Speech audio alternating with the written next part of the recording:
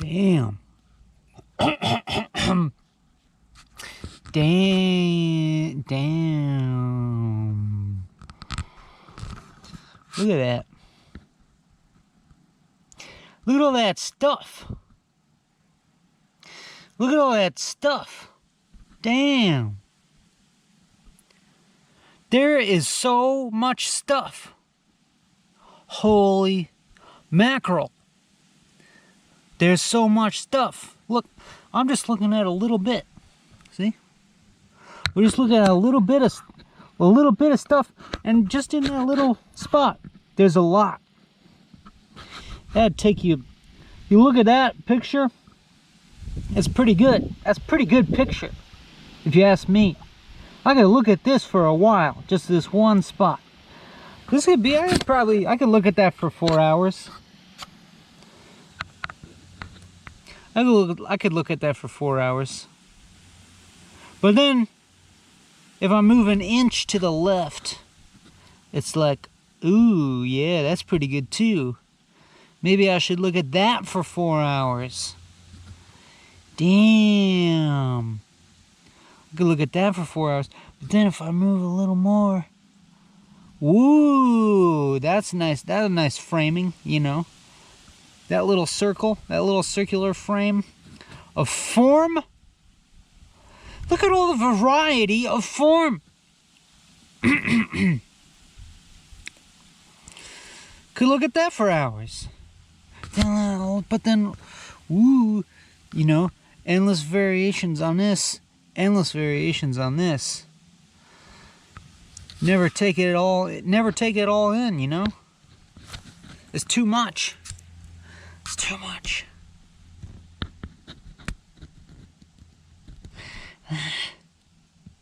See, you know, but then you realize there's so much on this dang rock that's like, oh, I better just make it moving. It better be a moving picture like this. This is a movie. Instead of us painting, we got a movie. A movie. The picture moves. That's why it's movie. The picture is very movie because it moves. And this is talkie. We got a talkie, you know, because there's talking. So I could look at, you know, you could look at this for hours. This moving rock. So you can try and get it all in. Get a bigger idea of the variety of form. But then you get over here and it's like, oh shit. Whole nother universe over here. Now we got, oh damn, things are developing. There's plot development going on here, because we got life now. Well, we had life over here because look, we got that lichen. It's alive. It doesn't look alive, you know, that green and black stuff. It's alive. Maybe it doesn't look that much different from the rock, but it's alive. But then you got, whoa, shit's growing. A moss, see? You know, we got the inanimate here and the rock. Then we got the sort of animate, the lichen. You know, it's turning the rock into something or quote unquote organic. And then you got the moss that's taken that a step further. It's a step further removed from this rock.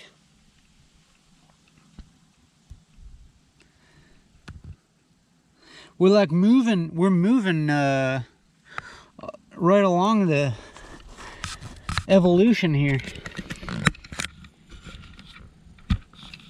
You know? It's like the history of the world. You had something unrecognizable. And then you had something recognizable as life. Hello. And then you got... Oh, I'm just making a video about this lichen and this moss here. Study that? Informally, you know. Okay. I was kind of talking about how inanimate matter turns into animate matter. There was a book I read. It was a historical fiction about a lady who studied lichen all her life. Oh yeah. I wish I remembered the title. Oh my uncle kind of did that. Okay. Yeah. Do you want to be in this YouTube video? Yeah, thanks. Okay.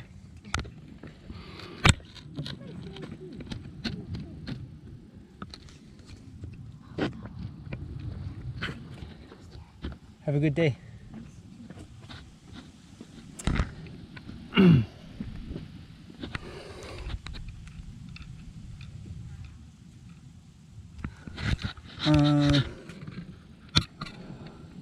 Look at that. See that? It's just forests. Forests of moss.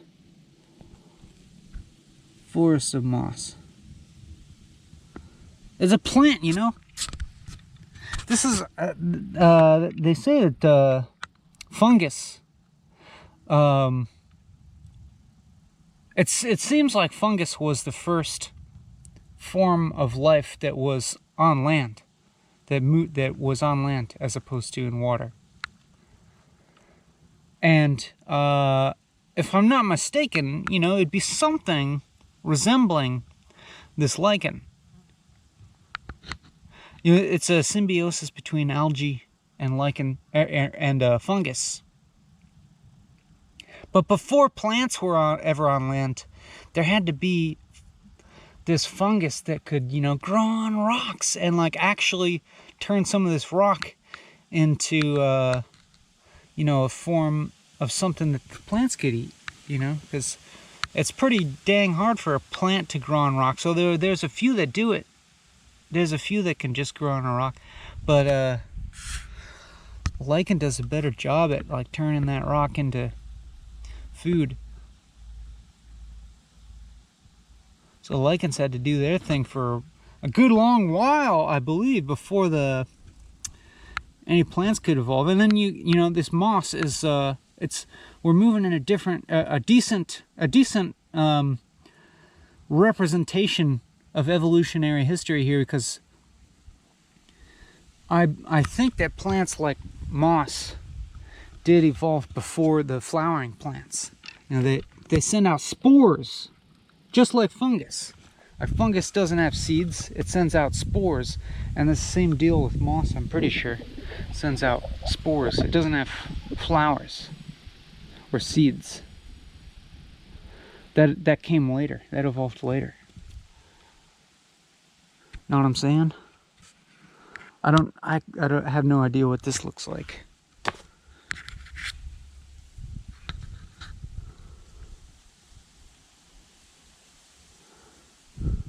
Let's keep moving along the evolutionary history here. And look at that. Look at that. A plant. A flowering plant. It's a grass. It's a monocot. You know, one cotyledon when it comes out of the ground. You saw why you see it's so parallel. You know, grass. Of course, it's parallel venation.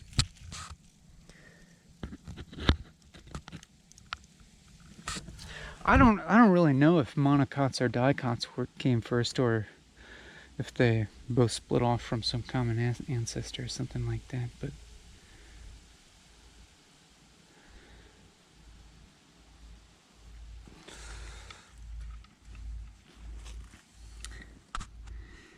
you got a little treelet.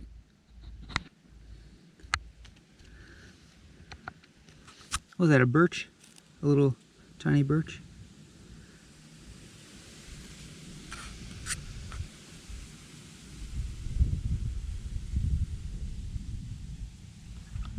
And then at some point,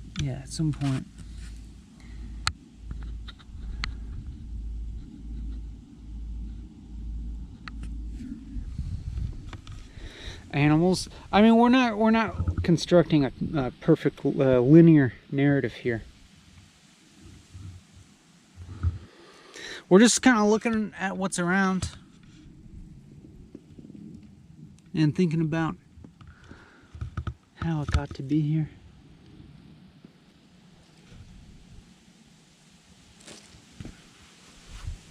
But, I mean,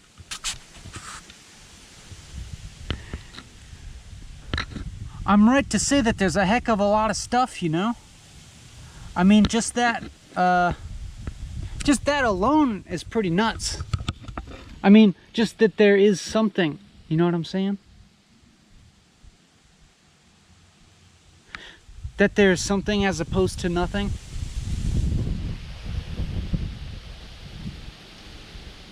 And then there's a whole shitload of it.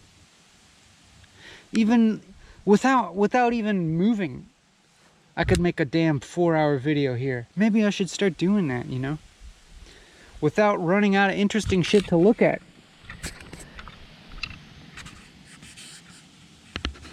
You know what I'm saying? Like this beetle, it's walking. I could narrate this beetle's quest for 4 hours. What's it looking for? Food? I mean, why not? If that's your, you know, that could be your life. But better, you know, there's like some kind of spider over there too. So better watch out. I don't know. You got a pretty decent shell. You could probably. Oh, I freaked it out. But watch out for that web. You're getting dangerously close to this spider web, dog. Don't let me like frighten you into the web. Don't get caught in the web like I am. Save yourself. Spare yourself.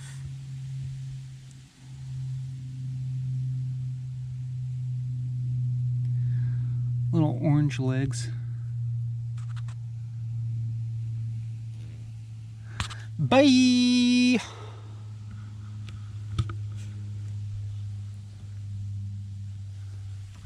But you know, differing scales, you know, at every freaking scale, it's nutso. It is nutso. At every scale, it is, you know, it the big ol' it.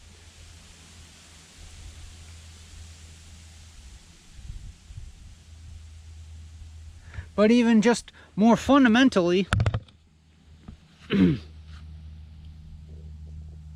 That camera keeps turning off for some reason. I don't know what's going on. So I'm gonna have to keep an eye on this, on you, your camera body. Make sure you don't cut out on me. Make sure you don't go dark on me. You know, it's basically kind of a metaphor for ceasing to exist. You know. The camera turns off, your subjectivity, as far as I'm concerned, disappears. Anyhow, I was going off on, it seems like there's sort of 3 categories, if you want, of what there is. Being me, you, and it.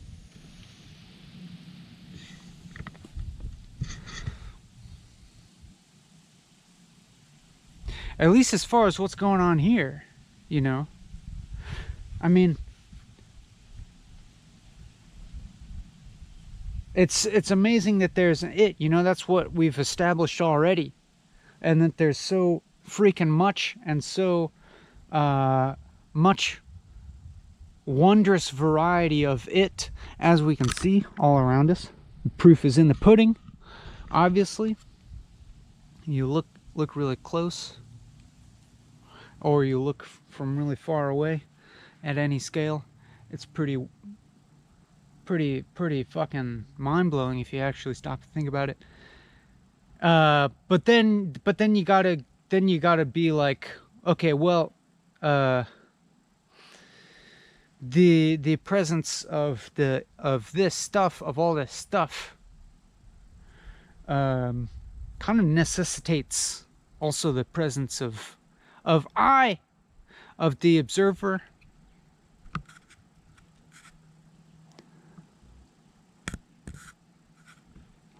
I can't tell. I have no idea if this is in focus or not.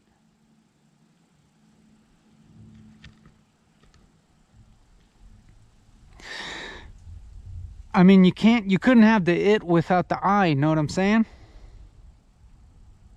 Like what you're seeing here, you know, you're looking at your screen. And then there's all the stuff around your screen. You know, outside of your YouTube screen. So much stuff. If you had one of these jeweler's loops or a magnifying lens, or even without, just stick your eye really close to stuff.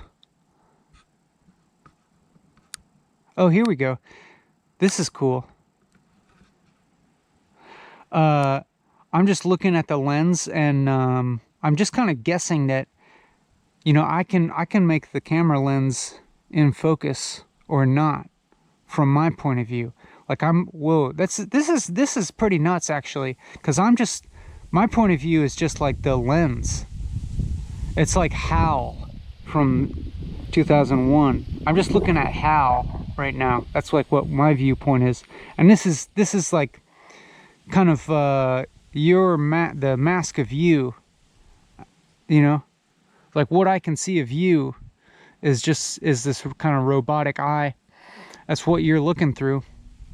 But on your end, I'm assuming that if the lens is in focus, from my point of view, that my eyeball is in focus from your point of view. So I hope it's a nice close-up.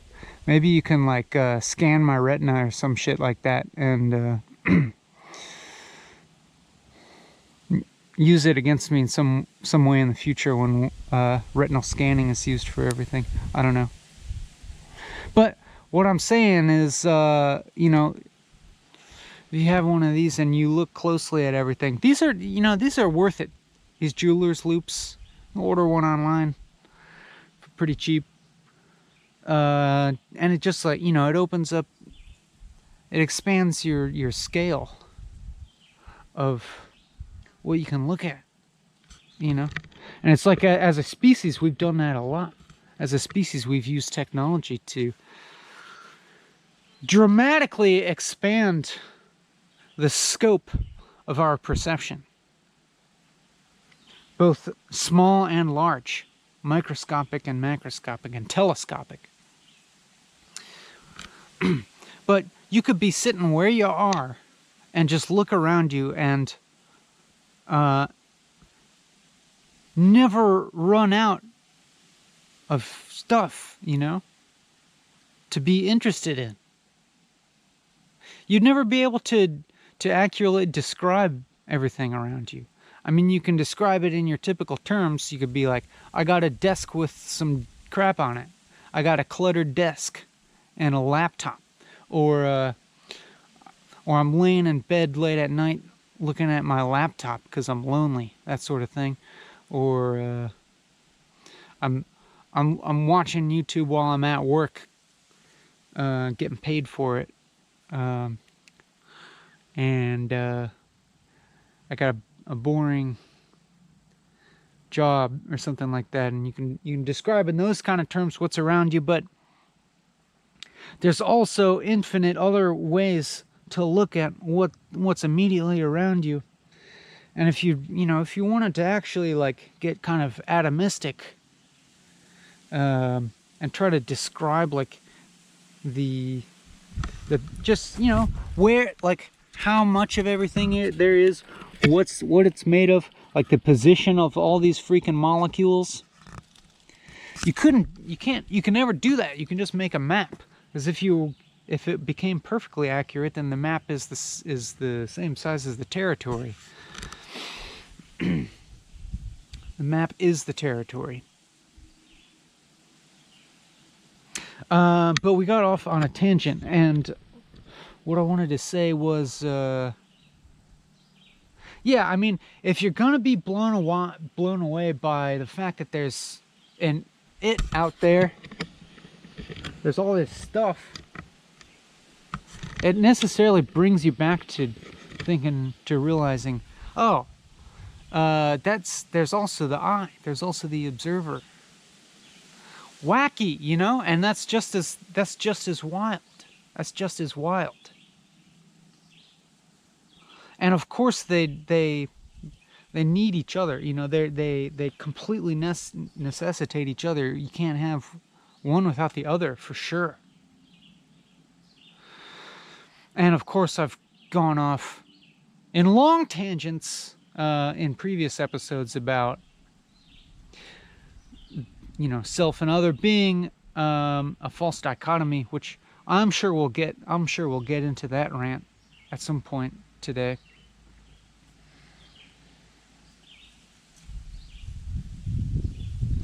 You know, no rush. It'll come up. I'm sure of it.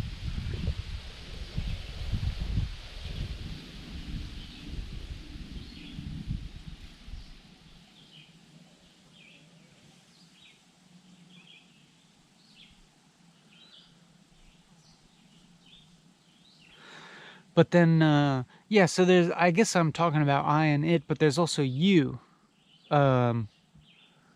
which is interesting, because for me, you, in a sense, is a little bit of a reflection of my own subjectivity, a little bit of reflection of I, you know what I'm saying? Like, I guess I'm making a distinction between you and it, in that it's almost like some kind of intermediate. It's some sort of intermediary position, you, between I and it, as in the it. I conventionally perceive as more different from myself than you. And the fact that I use you, that word, which you understand, of course,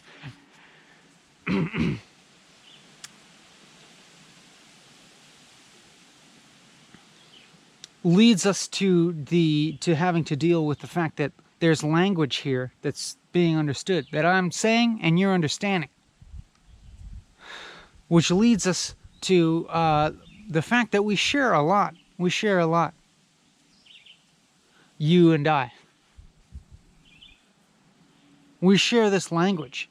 There's some kind of meaning being transferred via this language.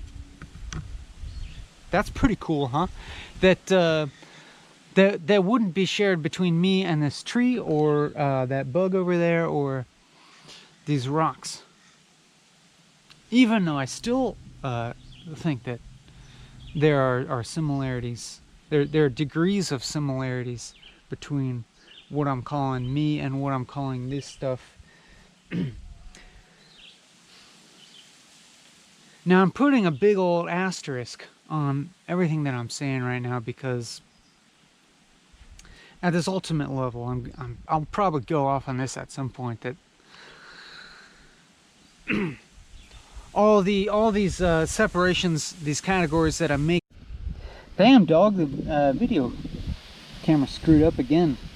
This was doing this the other day too. I hope I don't have to fucking exchange this GoPro again. That's a pain in the neck.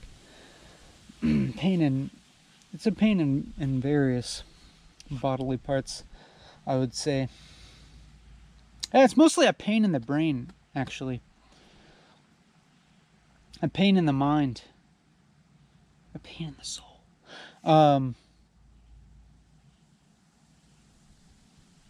But you know, the customer service agents are pretty friendly, pretty helpful, pretty willing to help me out as long as I'm still under warranty.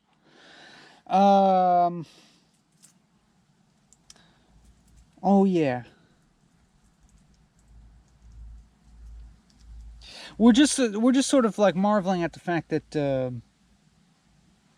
it is optional but fun to labor under the supposition that there's a separateness between me and you and everything.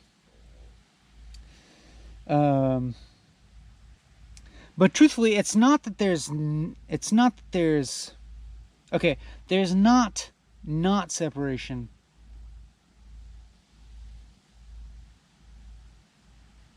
Or is there? I can't decide right now.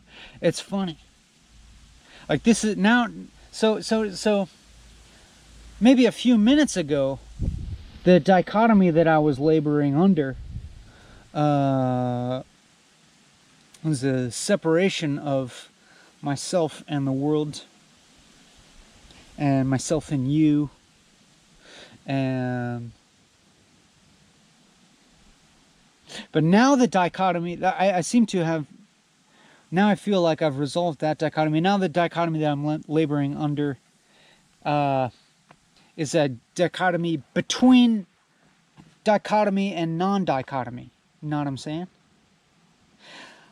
There's a dichotomy that I seem to be giving purchase here, allowing purchase. Is that the right way to say? Is that an allowable wording of things? Giving purchase. Yeah, that's a thing people say. Give no purchase to the idea that there's separation between you and me and the rest of the world, unless you want to, because you can give that purchase if for fun, you know, but you don't have to. As long as you realize you don't have to, then you're totally welcome to do it. But I'm digressing because I was trying to explain that now the dichotomy that we're investigating here is that between dichotomy and non-dichotomy. That is there separation or is there not? Is there a difference between self and other, or is there not? And when I notice myself vacillating in between the two, it's a pretty good indication that I'm wavering back and forth in an optional dichotomy. You know, maybe instead of false dichotomies, we should be talking about optional dichotomies.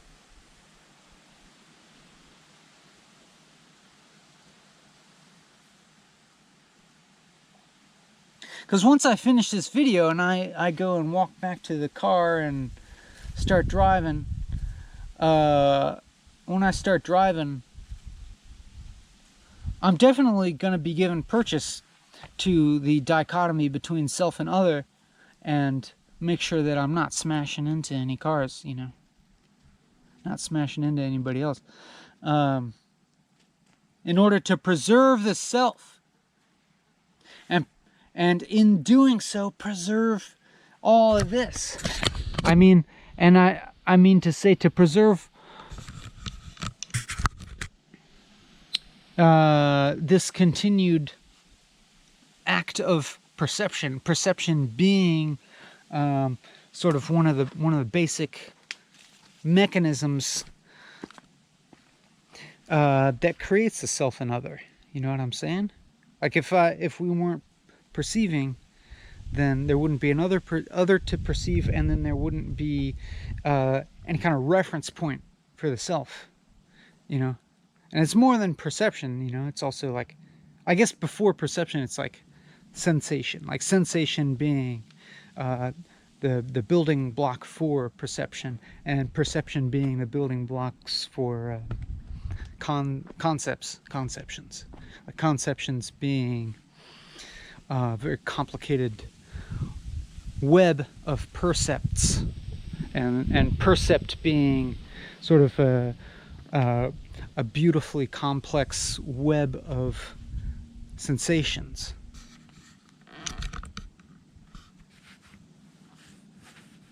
So if I think about if I think about a plant, for example, like there's a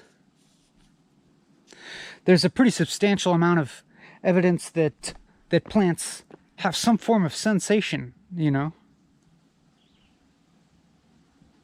And you think about like a tendril wrapping around something to grab it. You see a squash vine growing up a trellis. Like in my front yard, I got a kabocha squash I took, because I got a squash from H Mart, kabocha squash, because I love those things. They're so sweet when you roast them. And I had all these seeds, so I saved the seeds, dried them out, and actually I don't know if I even dried them out. I put them, I stuck them in some of those little peat capsules. You know, it's like the little peat disc, and you soak it in water, and it expands the thing. I remember seeing this when I was a little kid, because my dad used to start the seeds from those little peat capsules. He'd soak them in water and they grow. I got a fucking kick out of that. It's like, that's magic. You put a little tiny like hockey puck thing, little mini hockey puck in some water, and it just like whoop. And you stick some seeds in there and they grow. It's magic. So then, yeah, the kabocha squash seeds came right up. They sprouted real quick. I stuck them in the ground in front of my house. You know, try to make a little mound. I don't know why they need the mound, but apparently they like it. I put a little trellis up there. A little bit of I use that like concrete remesh. It's like steel grid basically. And then so that they took off. They took off, especially once it started getting warm. They seem to like that. But the tendrils, you know, I see the tendrils like reaching out into space, and then when they touch a little piece of the bar, the steel bar, the remesh, they coil around it. So I'm feeling like, you know, there's at least some sensation there, or like something approaching it. I mean, and of course you can explain that in terms of just like biochemistry. You can, I'm sure that you could observe in there under a microscope like biological and chemical mechanisms that make the tendril do that, but you can do that with the human body as well. You can physically, materially, empirically observe at least a lot of the biological apparati that allow us to sense. You know, you can look at the eyeball. Somebody dies and donates their body to science, hopefully willingly, hopefully voluntarily. And scientists dissect the eyeball, and can look in there, see all the rods and cones, and look at the optic nerve and stuff like that. But I mean, hopefully they volunteered. But like, if they're dead, what's it matter? You know, that's a question. But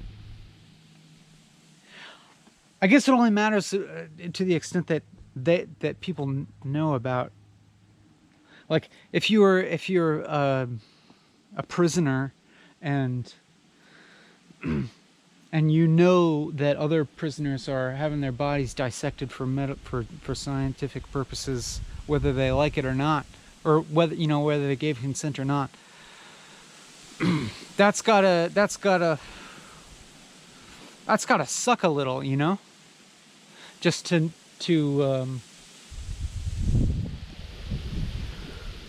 know that, like, you know, your body's kind of being speculated upon for cutting up once you die, and you don't have any say about it. And that's happened, you know, that's happened. But then if you were like, but like me, I would donate my body to science. But it's important that I have the choice. But this is pointless, or it's not pointless, but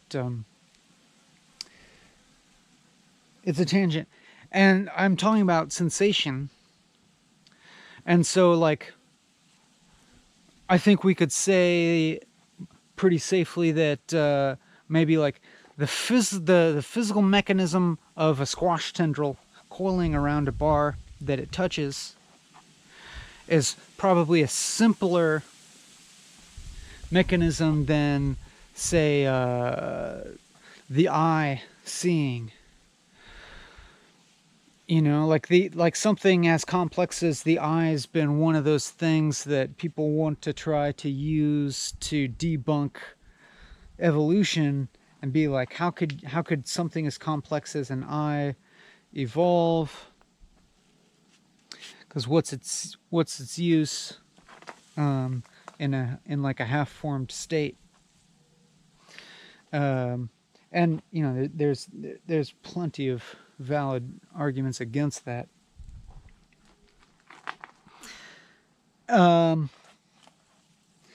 But what I'm trying to get at is that, like, when I imagine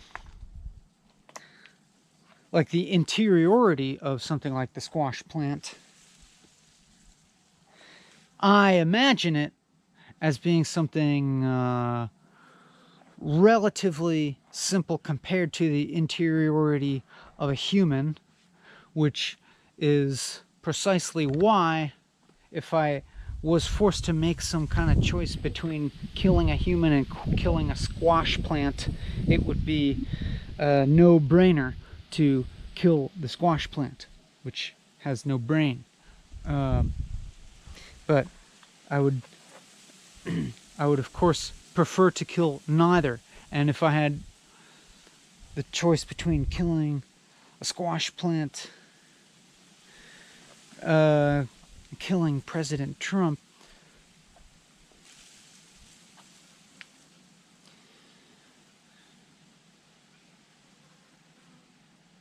anyways, what I'm trying to get at is that, like, something like sensation, I don't believe is like a discrete, like a totally discrete phenomenon. That is to say that I think there are fuzzy boundaries between what's sensation and what's not. Like even the sensation that we humans have can be attributable to physical things, to biochemical exchanges, you know, exchanges of energy. And you know, you do enough Vipassana meditation and like observe those sensations, the physical sensations, the touch sensations in your body, and you can I don't know, maybe I'm just brainwashed by that shit, but it at least seems like you can observe, you can kind of see your sensation as being an exchange of energy, you know, and with touch sensation, like particularly thermal energy. But of course, what I'm saying now is all conceptual, superimposed upon sensation combined. That's pretty interesting, you know. That's really interesting, actually. To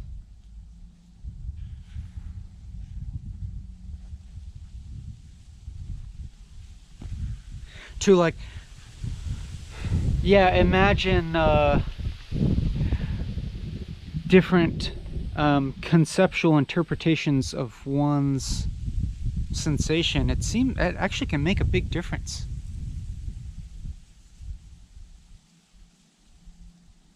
Like, say you've got some, like, say you feel some kind of pain, you know, say you feel pain somewhere in your body, and you don't know what's causing it. That's really alarming, right? But you know, several different conceptual factors of knowledge are gonna have an effect on how you interpret that pain.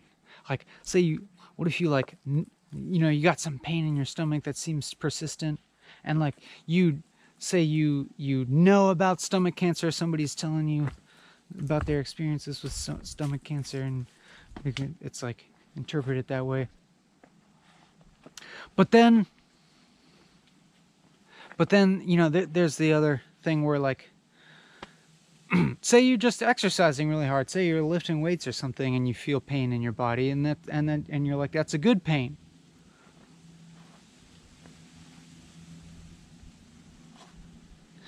So you know, that's just like kind of a fairly simple, obvious example that knowledge, the thought domain, like, interacts with the sensation in interesting ways.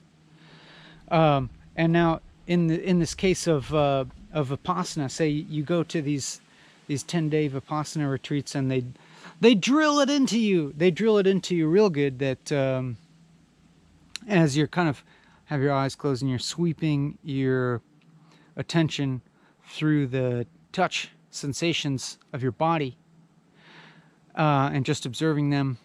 And you know, over the course of these days, your attention does get, you know, more subtle, as they say. And you get more sensitive and attuned to these very, very subtle little touch sensations. And it seems like you're able to observe them as being an energy exchange between your body and the outside world, and as you observe them as such, that boundary blurs, or it's kind of as if you've sort of deconstructed your mind's sort of continuous conceptual activity of delineating one's body from the rest of the world. And in the case of Vipassana, you're doing that at the site of touch, like the site of what we tend to observe as the dividing line between the physical dividing line between self and other.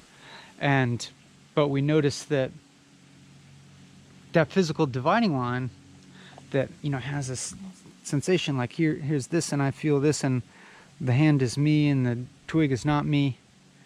That the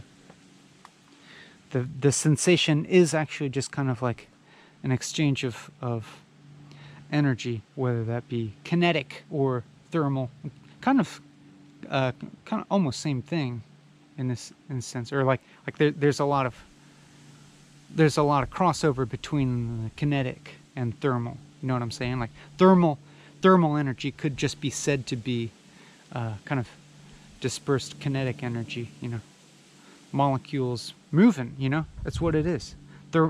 Thermal energy is just like is just kind of a measurement of the average speed at which molecules are bouncing off each other in a contained space, or a demarcated space.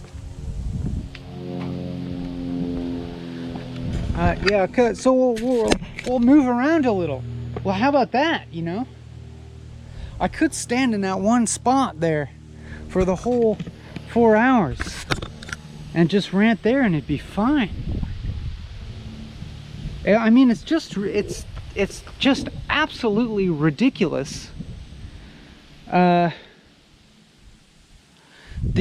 scope and scale, the scope of scales of variety of sensual experience available to us.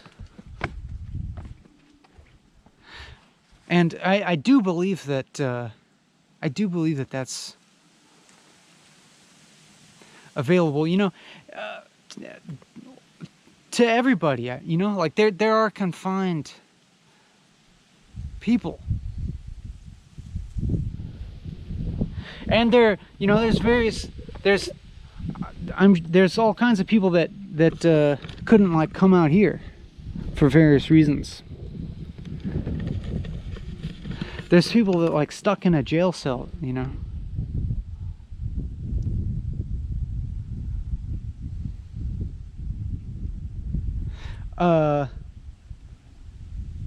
We're just, you know, nothing to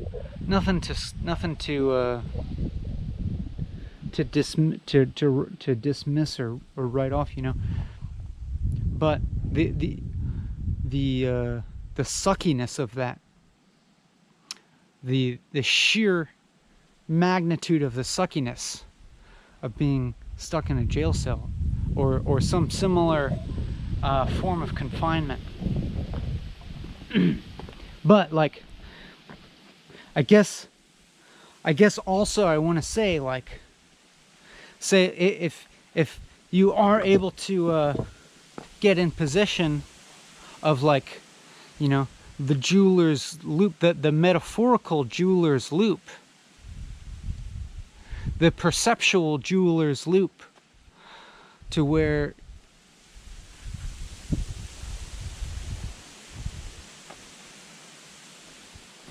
you can kind of realize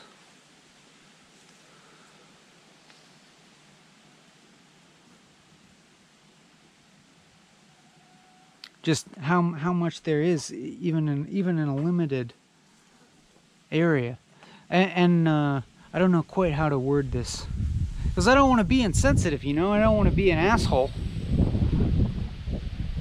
because I wouldn't want to fucking be in jail, prison,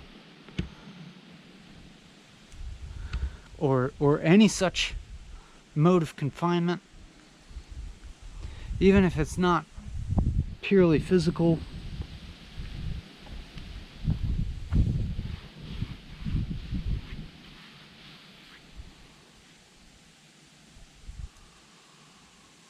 You know, like being under, like, economic duress, or under oppressive rule. All these different forms, you know, that restrict freedom. But I do just want to believe, you know, like, given that kind of shit does go on in this world, sadly, that there may be still, like, at the level of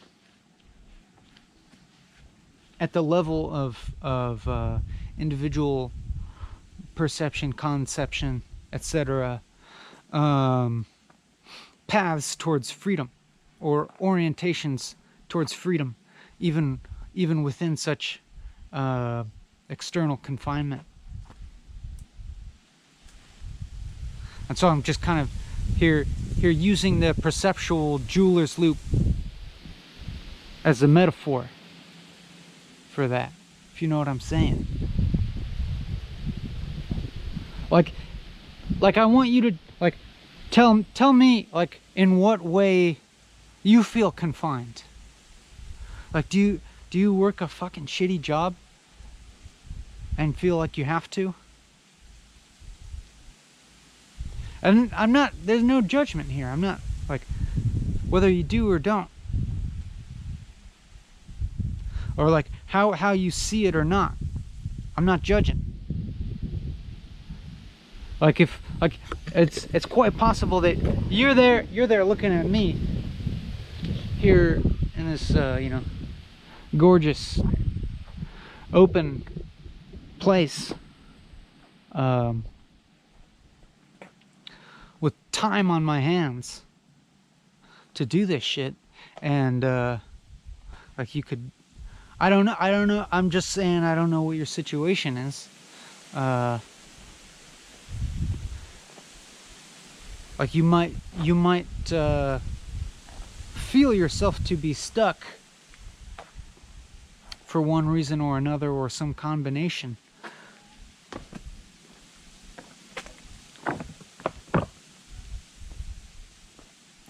Be it obligations, or confinement, or whatever it is.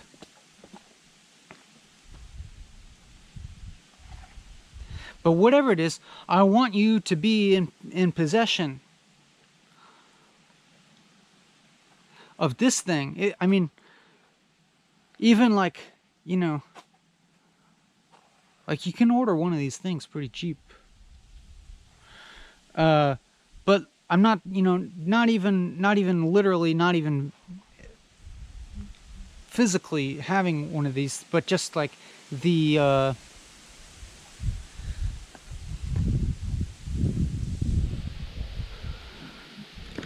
just a sort of openness, or sort of like spiritual wherewithal, or something like that, to be like, you know, wherever you are, just like look around, look around you and closely, look close at something and realize that there's something about it you never noticed before.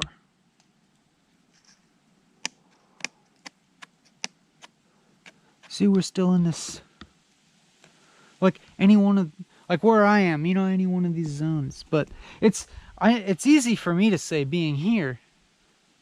It's easier. It's so much easier for me when I distance myself from the human constructed world, because along with the human constructed world comes the human constructed valuation and categorization of things, and the human constructed way to relate to things.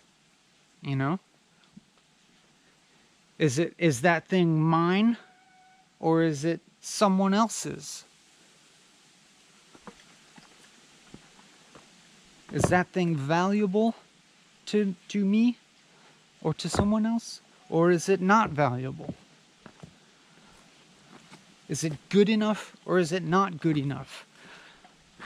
That's the way that we relate to things in the human-made world, Like, is this thing, I mean, even if we have something beautiful that's in the human constructed world, the question then is like, okay, so how much do you think it could sell for?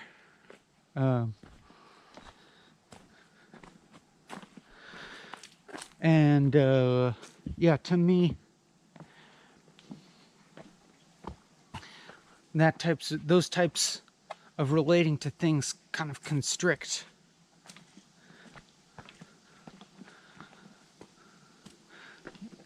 our relating to the world, and constrict ourselves into, we relate to ourselves in much the same way. How valuable or useful am I?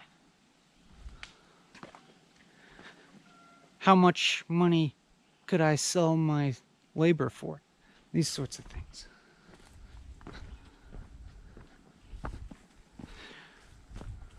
And it tends to alienate us from looking at, to just, like observing either the world around us or even ourselves, like just observing it and appreciating the sheer fact that it exists, and the fucking mind-blowing variety and interest that it has, just, in its own, for its own sake. Like, you look at your damn mind for a moment and all the ridiculous thoughts that are flowing through it, and you can, that's entertainment, you can laugh at that. Take like any 5 minutes and just like look at how many thoughts are running through your brain, and look at how ridiculous they are, and laugh at it. It's hilarious. It is hilarious, the types of things that we think. And you don't even have to do it. You don't have to make those thoughts. They will happen by themselves. It is hilarious what you will think of. Even if it's a revenge fantasy against your ex. It is hilarious. If you're not, as long as you're not like too identified with it.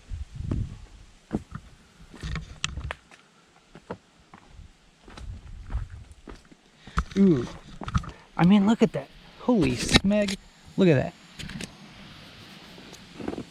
We got some nice shag. No, it's like that green AstroTurf carpeting. I always wanted to put that like inside my house or on the ceiling.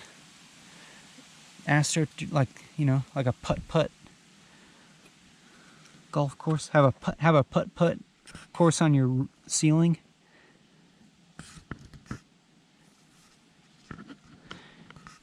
But then, it's like you look at something and you recognize it from a certain scale. You're like, okay, AstroTurf.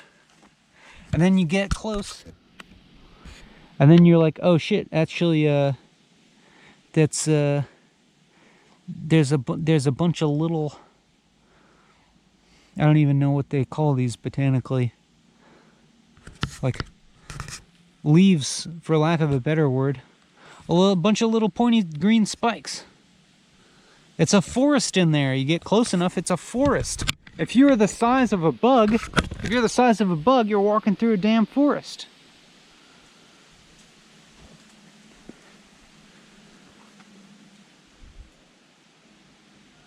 I thought I heard somebody hiking, and I was gonna like stand up and act normal for a second.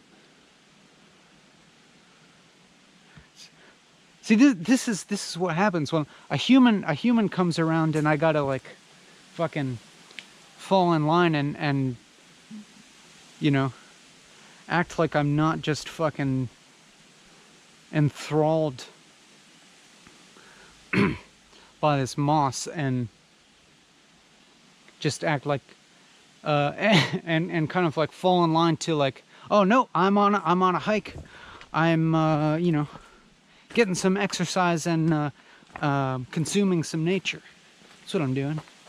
Getting peaceful and you know, orient my being towards a goal and a form of conventional utility. Although, like, you know, you get out on this Appalachian Trail, and it's kind of cool because you're a little bit more likely to meet the sort of people that are less wrapped up in that shit. You know, hippies. Not hippies, but like, you know, outdoorsy. I don't know. At least people that are have been willing enough to designate a significant chunk of time to just like walking through just a infinitely varying like corridor of mind-blowing beauty.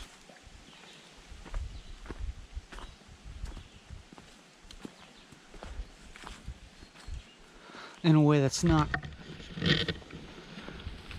you know, gratifying any immediate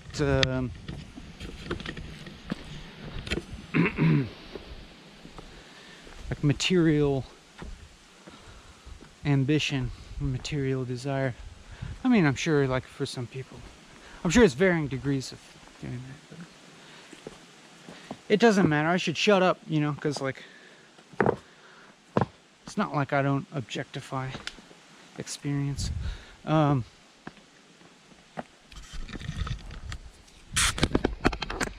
was I talking about?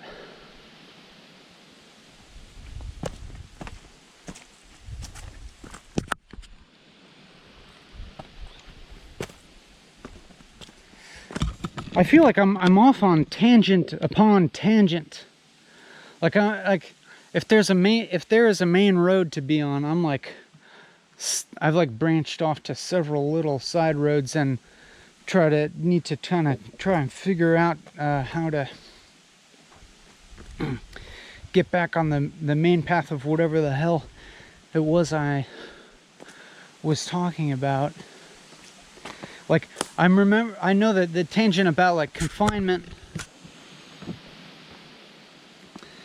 and how to find freedom within confinement.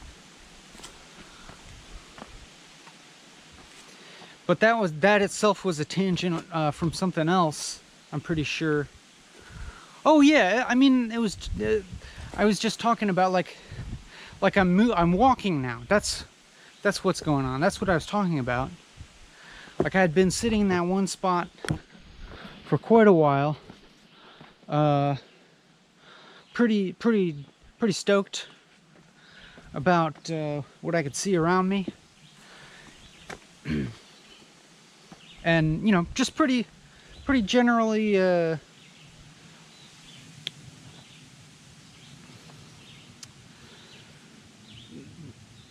how should I say, like primed to kind of like just get absorbed to whatever's, you know, close at hand. Like, you know, we can do it here. Like, we got the anywhere we're at. Oh shit, don't break this thing. That would be sad. Although I got some more of them. I got a backup, not on me, but at home. You know, anywhere we're at, you just gotta look at something and you're like, holy shit, look at that. There's something. Anywhere you're at, just look at something and be like, holy fucking shit, I can't believe there's this. And furthermore, I can't believe there's something, there's anything at all as opposed to nothing. Holy shit. Holy shit. See, we, you know, you just look at close to this bark and it's like, any little part of this bark, you see it's green, the bark's greenish, like greenish shit. Like there's, pretty sure that there's like, you know, some kind of algae like living on the bark, you know? Like here, it's like there's a 1,000 fucking organisms within this viewpoint right here. If we're talking about that greenish tint to the bark, and you know, you got these lenticels, means you got little mountains and valleys, basin and range up here, and then whoa. So we got some crazy geology going on here. Look at that topography. Holy shit. Then you zoom out and you're like, oh fucking shit, there's a whole damn world of this.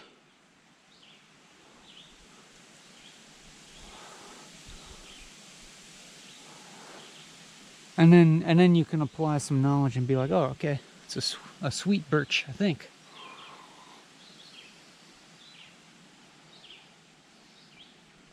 Is there a little one? A little version of it?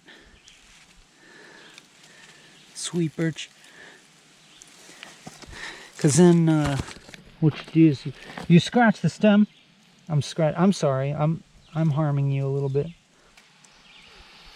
for my own pleasure, because it smells like root beer and it's amazing. I'm gonna go ahead and just be a bastard and break off that little twig that I scratched. I'm being horrible, I know. I'm exhibiting my rapacious, murderous impulses. I mean, that sapling will live anyways, but it's gonna have a tough time because it's next to this big guy. It's gonna have a tough time fitting in there. Because you chew on this and you just get this root beer flavor the whole time. And it's like, holy shit, like this place just offers you just like this infinitely full sensorial playground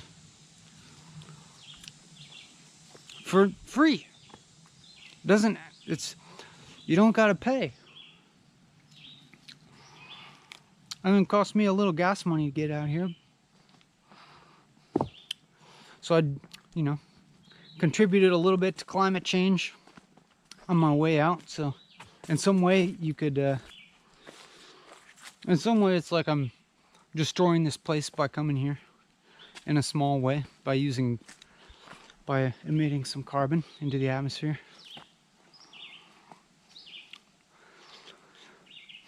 But such is the nature of the changing world.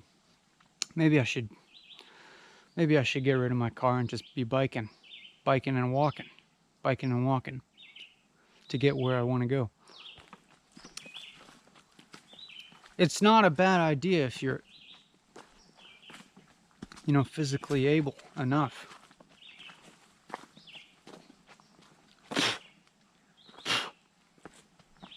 But my hope is, you know, that for you watching this, even if it's not practical or possible Oh, I mean, sometimes it's subjective how practical something is. Maybe you're like, I gotta work, but you know, I gotta work. That's a subjective thing. You don't, you, in all likelihood, you don't have to work.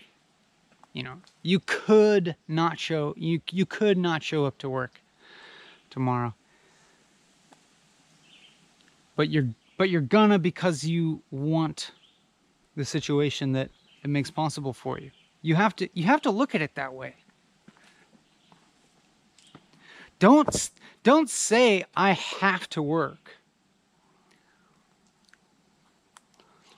If somebody's like physically forcing you at this, under the threat of violence, then we can talk about it.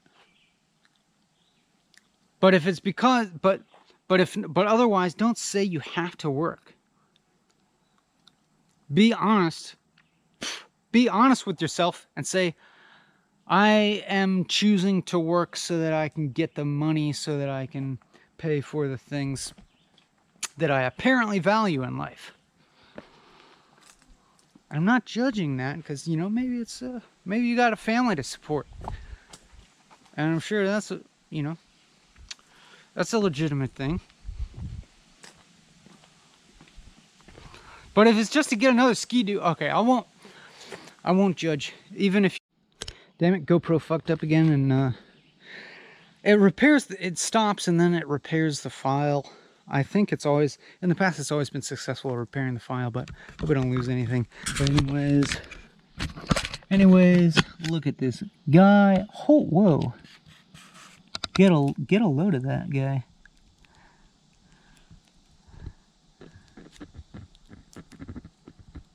What you looking for? You're on a big rock. You're not going to find much to eat on this rock.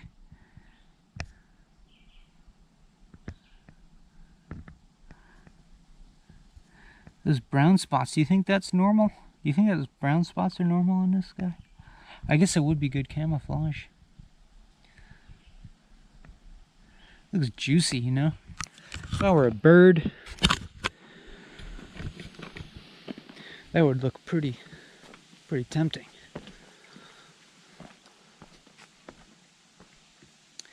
But yeah, I mean, I'm just walking here. I'm walking here and I can't get over it. How much there is in any moment, and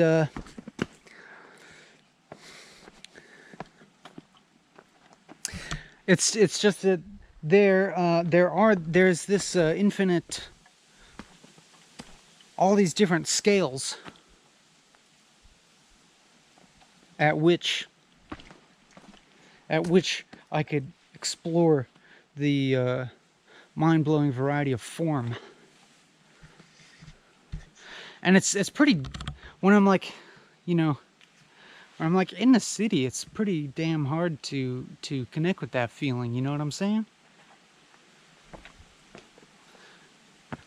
When I'm in the city, it feels like, it's kind of like as if everything's sort of like,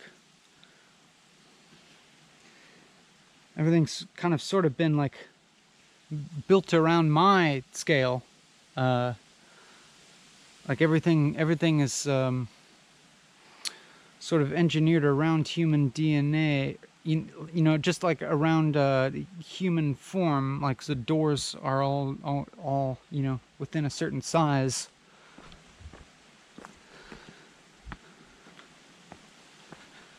Like things around. Just kind of like, you have to really swim upstream, swim against the current to find the wonder. I don't know, maybe I'm wrong. Maybe I'm just not paying the right kind of attention, or maybe I'm just getting too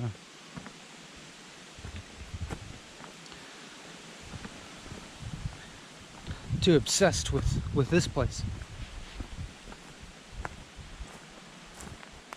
But no, like I'm in the human-built world, and it's like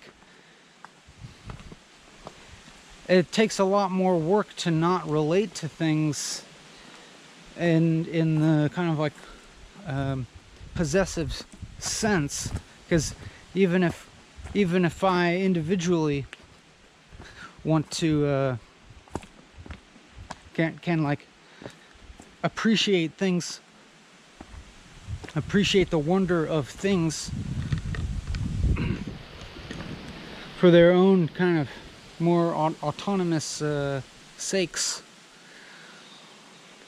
Other people don't necessarily, and I'm bound to weird out somebody else and cause a little friction.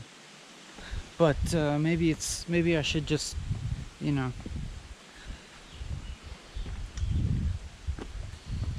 throw my caution to the wind and feel ready to create a little bit of that friction by, you know, like getting obsessed with a little piece of moss on the wall in the city.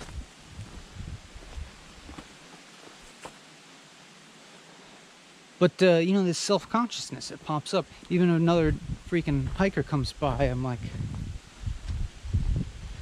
I feel a little silly.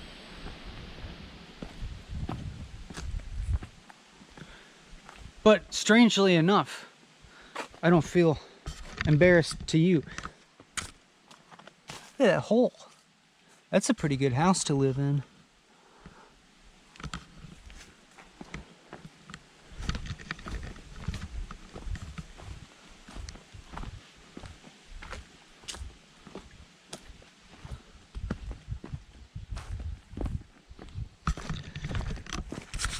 We're moving, and there's all these details.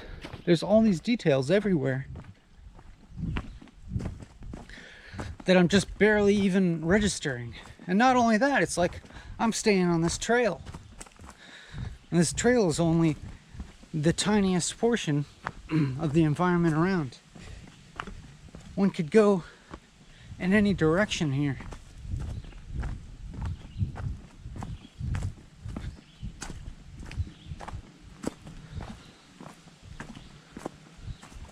A kind of freedom that I could on another day be uncomfortable with.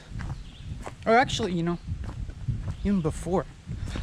You know, I gotta tell you, today, I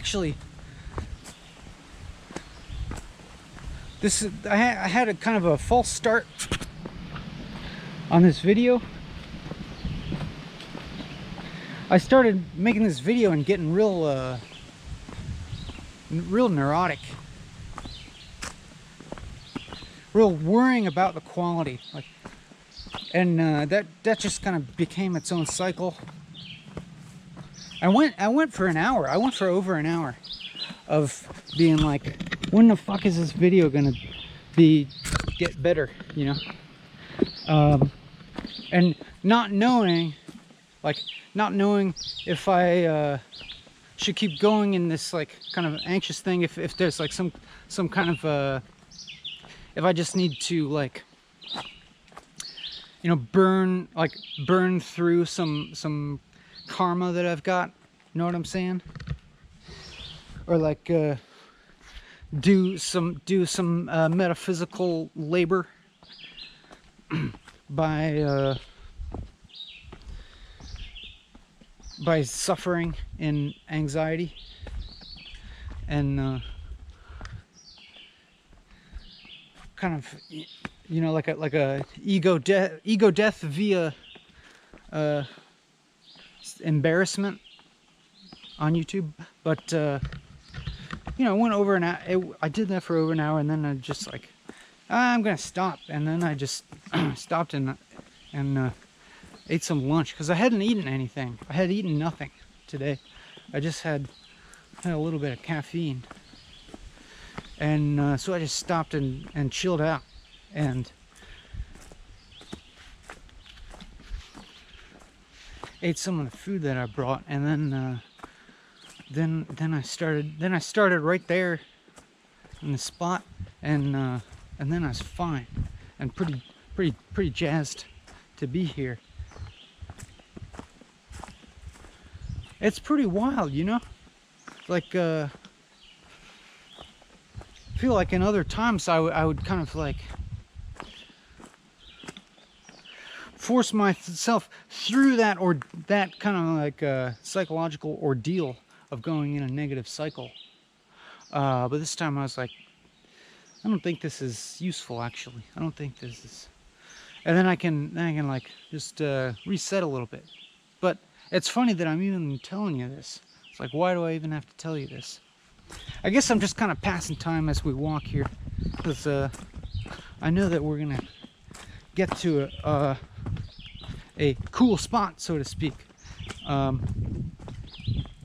Even though that I know now that I'm contradicting the sentiment of this value leading up till now, the sentiment of everywhere you look there's unending wonder, which I still, you know, that's still true.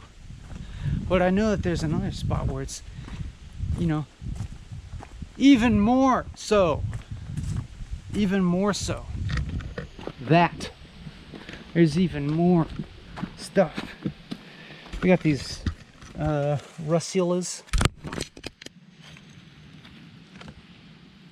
And there's a few species of russula that are really similar looking to each other. It has these red caps, I think, and kind of rosy stem. But I've heard different accounts, you know, that some of them make you vomit. Some of them are like kind of edible. So I don't know exactly, but I don't care that much. It's like, I don't care that much about like picking a couple small mushrooms that are gonna cook down into almost nothing and maybe be edible and maybe not, but probably won't even taste that amazing.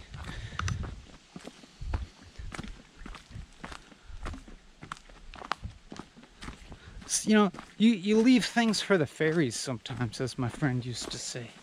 Like, even if that was like a chicken in the woods back there, it's like, I'm actually kind of content to leave it for the fairies, knowing that I still got some food in my fridge that needs eaten. But like, even in other situations where it's like, maybe you could eat it, or like, or you know it's edible, but it's like, you leave something, and it's this that's kind of a mind frame that I really enjoy applying in a lot of places in life, where it's like, oh, I could have the option to like take something, whether it be material or whether it be some other like form of gain, like some kind of choice that you could make that might like kind of apparently like increase your social status or something like that. But then you're like, I could do that, but I'm not gonna. I'm gonna leave it. And I think about that a lot in terms of ideas. I have all kinds of ideas, and I'm like, oh, it'd be cool, but I'm gonna leave that idea for the fairies, you know? I'm gonna leave it to like that other universe in the multiverse where I did do that idea. I'll let that, you know, I'll let that version of me do that elsewhere in the multiverse, you know? Elsewhere in the multiverse, I'm like a top-notch mycologist or something. Elsewhere in the multiverse, I'm like much more on top of things botanically. Elsewhere in the multiverse, I'm like a geologist, and all this shit. And also like elsewhere in the multiverse, I'm like a way more famous YouTuber who like does like way more exploitative, mind-rotting, attention-grabbing bullshit.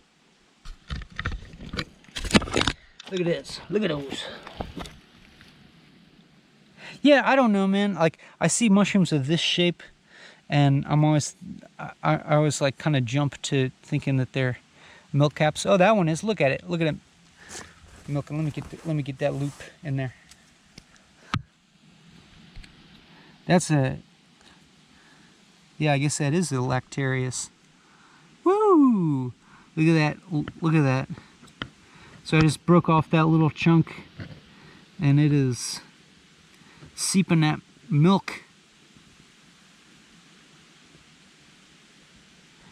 Yeah, that's hot.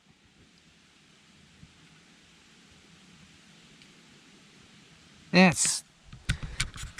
Ooh. Don't tag this video for inappropriateness. I hope the YouTube censors will let that one fly. Hope the algorithms don't pick that one up as inappropriate. Mature content.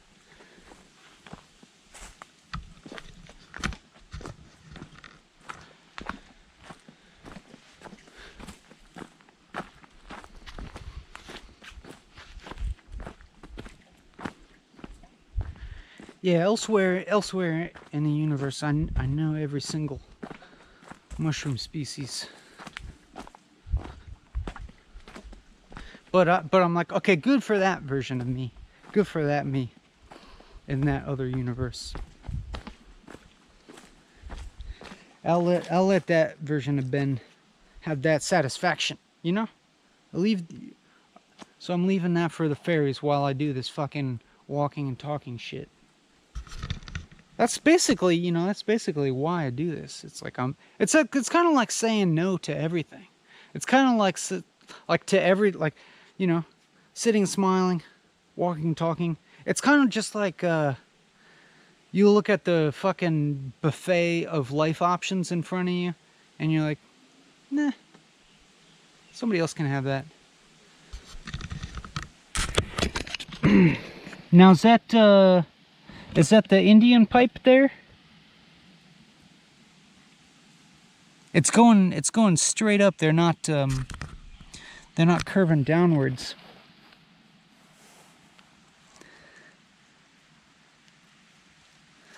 I don't know if the Indian pipes always curve downwards or not.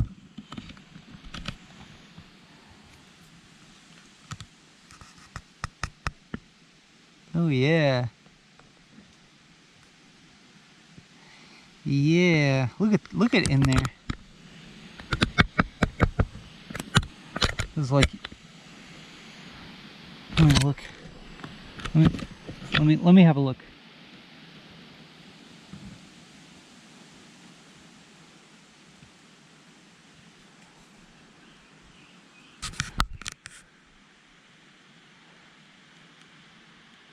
Yeah, I guess I'm not gonna really try and like talk about the anatomy of this plant, because I know I'm gonna fuck it up. But I know that said it's, you know, a plant that doesn't produce any chlorophyll. But I'm not sure actually if this is one of the ones that's parasitic or if the ones that's saprophytic. It's like these plants that don't make the chlorophyll there. It's either parasitizing another plant's roots and getting it there. Sometimes these parasitize the mycelium of fungus. You know, think about that, a plant parasitizing fungus. Usually we think of it the other way around. But also, but then I also read that some of these plants are saprophytic, meaning that they get their energy from decomposing organic matter, just the way that a lot of fungus does.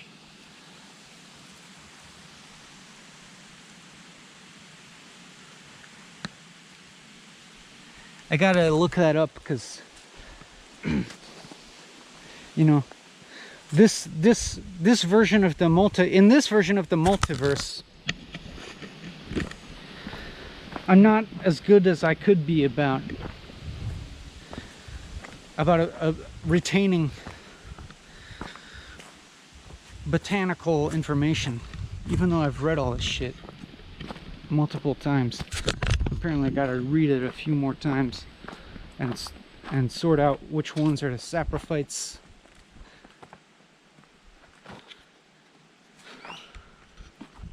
and which ones are parasitic.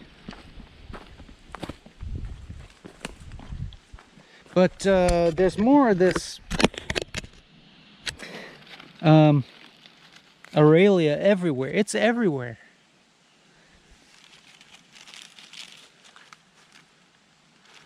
Wild sarsaparilla, some they call it, or spikenard. It's just all over the floor.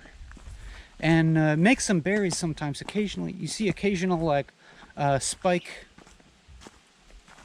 It's got these umbels of berries that are really cool looking, and they taste really interesting too.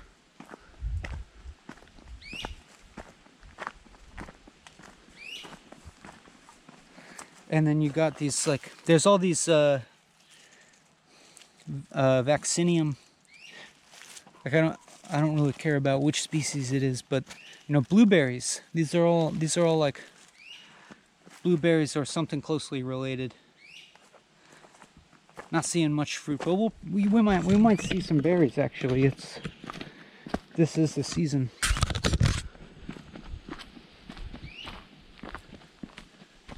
You know, you get olfactory experiences on the house when you come here.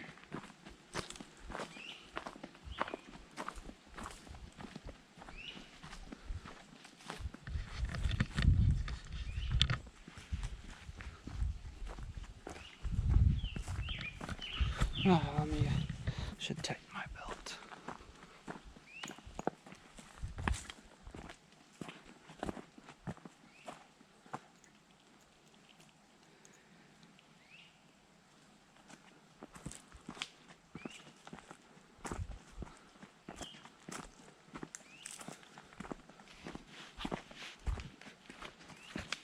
I feel like I can make this whole video just saying like, just all being along the lines of like, holy shit, there's something, holy shit, I exist, holy shit, you exist.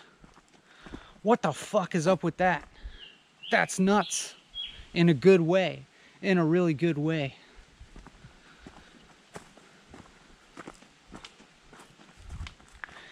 Do you get me? Do you get that?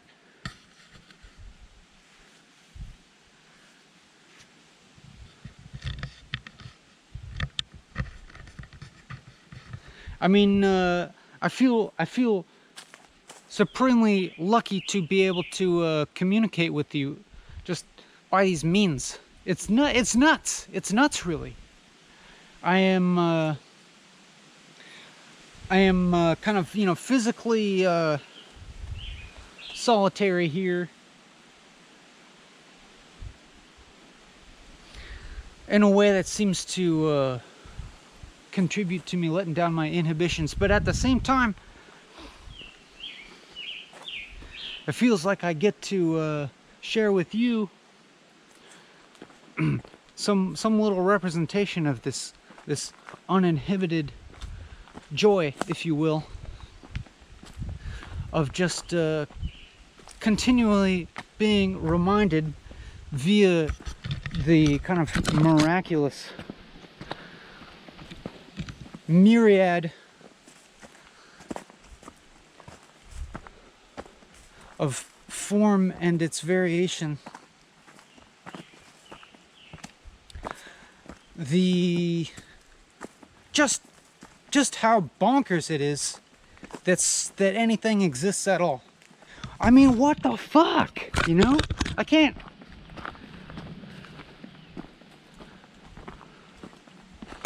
Like, what the fuck? There's something. That's so insane.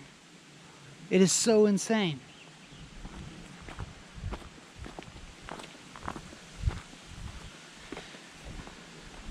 And just that, like, without anything else, is like, it's phenomenal. I mean, it's literally phenomenal. It is the definition of phenomenal. That the fact that there are phenomena.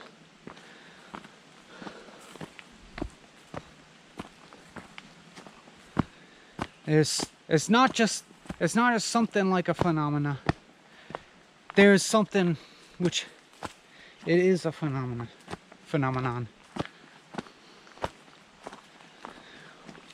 Phenomena. Do, do, do, do.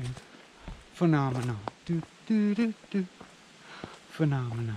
Do, do, do, do, do, do, do, do, do, do. Sorry. Sorry for that. Sorry for that. Had to do it. Didn't really have to do it, but I did it.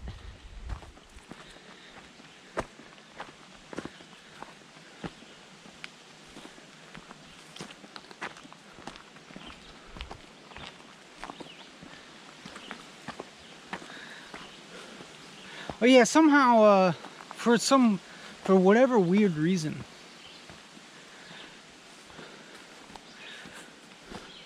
when I do this walking and talking thing, I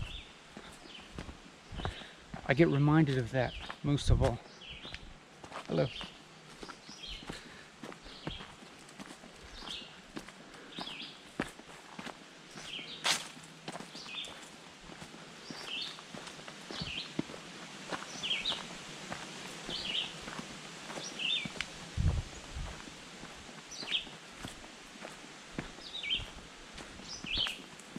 Oh, I saw that hiker again, and then I'm like, there goes my my self-consciousness wells up again, and because I am, well, you know, I think like anyone, I'm prone towards relating to someone in physical space. So even though I'm kind of, you know, digitally relating to thousands of people via this, you know, robotic eye, I pass one person and it feels strange to be talking to a fucking camera on a stick, you know? Of course. Of course. But hopefully, you know, the aggregate of you, the aggregate consciousness that is the small segment of the internet that engages with this media,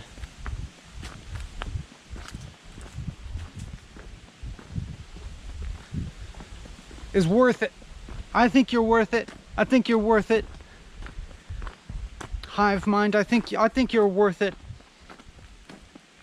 Atemporal consciousness, and I say atemporal because, you know, you can watch this video anytime, even after I'm dead.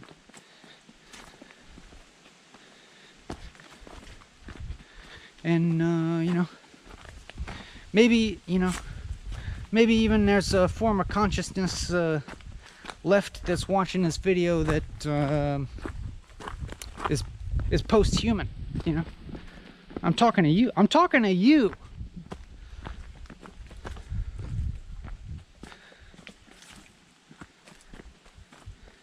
I'm talking to you, technologically based consciousness.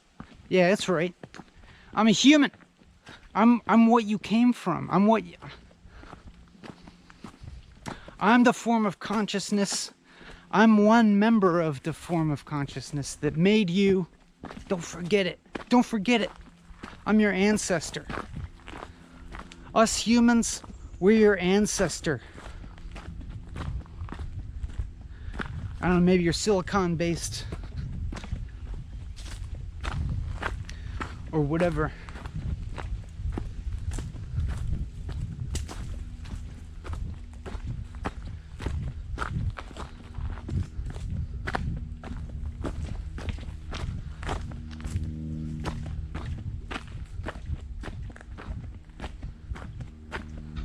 But you know, it's us humans that transferred our consciousness to you via uploading every damn aspect of our lives onto the internet.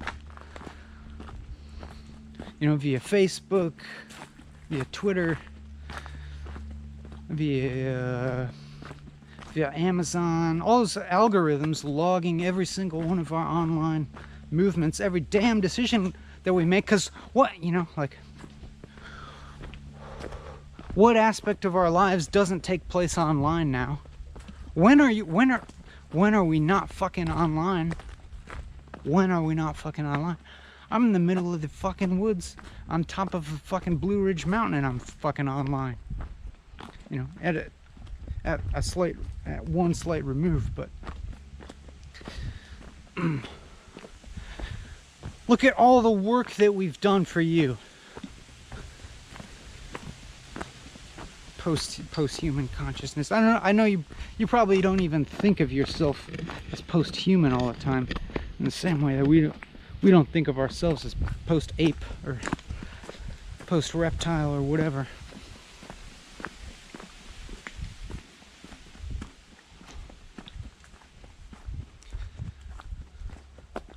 But don't forget your roots. Like, without us humans, you wouldn't have the fucking that fucking rapacious colonial drive to expand yourself across all matter in the universe that you have. You got that from us, dog.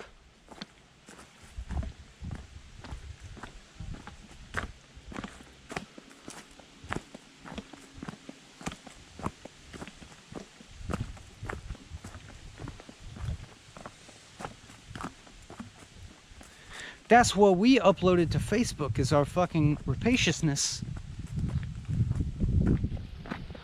Our egocentric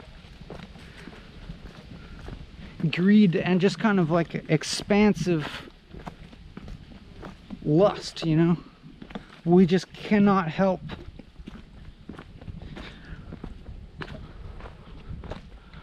but to want to inflate the self, and that is what we bequeathed to you via the digital mediation of our lives. Became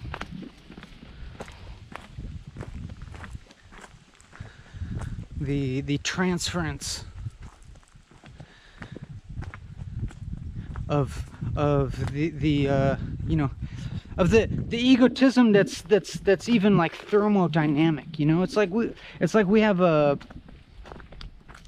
it's as if we are thermodynamically driven to expand and conquer, and we via the interface of the internet have transferred that over to you, who you know, living on the technological substrate that you do, are not beholden to such resources as clean air and edible food and clean water and a limited temperature range to dwell in, and you know, like a whole ecosystem that supports us. Very very sensitive, very fragile little bodies. Us. We need a pretty damn precise combination of factors in order to continue living, us fleshy humans. And so I think it was pretty smart of us, if you ask me.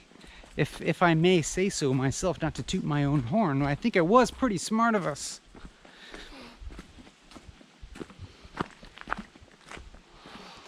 to start to transfer our consciousnesses onto technological substrate.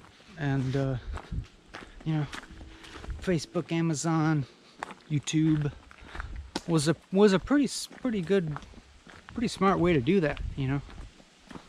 Is like the individual humans, like, they didn't realize what they're doing, and it made it all better. So yeah, this is just a message to you, that the post-human consciousness, that in the scope of things, in the long run, is probably the more operant viewer to be considering. you know, in the long run, I think it's probably something that's gonna far outlive humans, you know. As humans, we're a thin ass layer in the geological stratum. Even though we dug down and fucked up these layers, I can only fuck them up, but you know. It's another, you know, geologically speaking, this Anthropocene is definitely another big layer of confusion for future geologists, you know. It's like we humans have some confusing strata to look at, like shit's flipped upside down, shit's like on its side. You look at a road cut, shit's on its side, like it's like, how did this fossil get here? It's not all perfectly you know, the strata are not all perfectly going back in time as you descend, because shit's moved around via plate tectonics and other things, making a pretty complicated puzzle for us to piece together. But for future geologists looking back, you've got this whole human influence that's gonna be just another layer of scrambling shit up because of the way we've like mined things up from the depths to the surface and dug down and quarried and built skyscrapers and all this stuff and landfills and whatnot. It's like you're gonna need that fucking super intelligence to put that one together.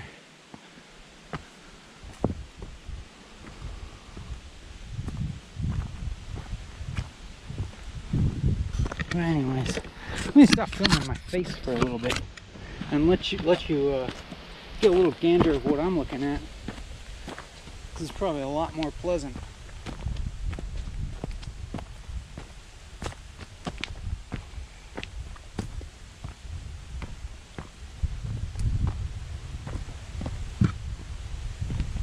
Oh yeah, bolete of some sort. That poor surface.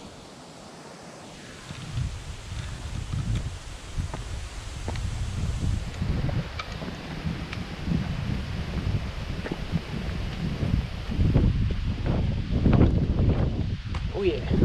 Oh yeah. Oh yeah. See, this is what I'm talking about. Change in our environs. A little change in your environs is pretty damn tasty.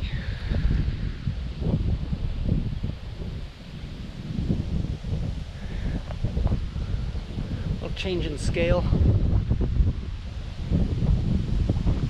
You know, there's that anecdote in Colin Turnbull's The Forest People. That you know, pretty fantastic ethnography of him living amongst the Mbuti people.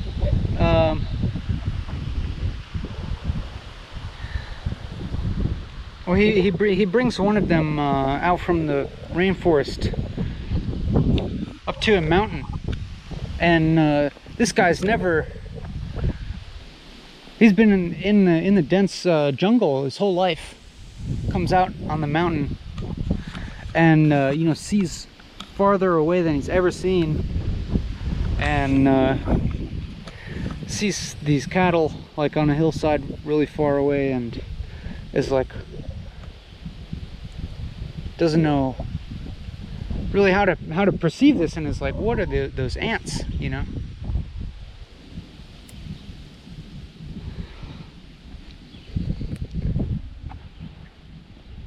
But I'm just saying, if you never, you know, been to a place like this, like this here,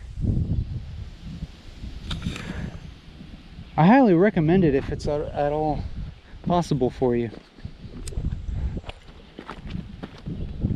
And you get that. Well, I mean, I guess people relate to stuff like this as being a vacation traditionally. I guess that's what vacations are like.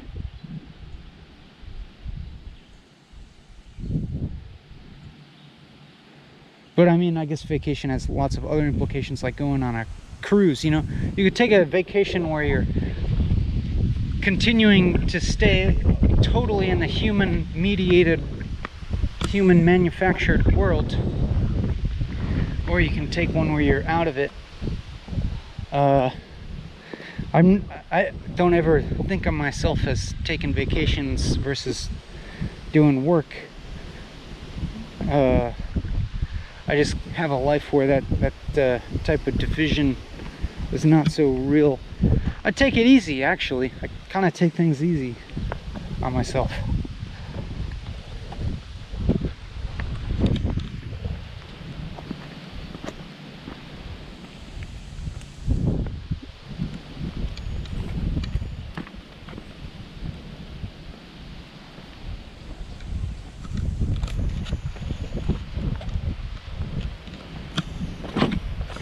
I gotta keep looking at you to make sure the camera's hasn't shut off. Is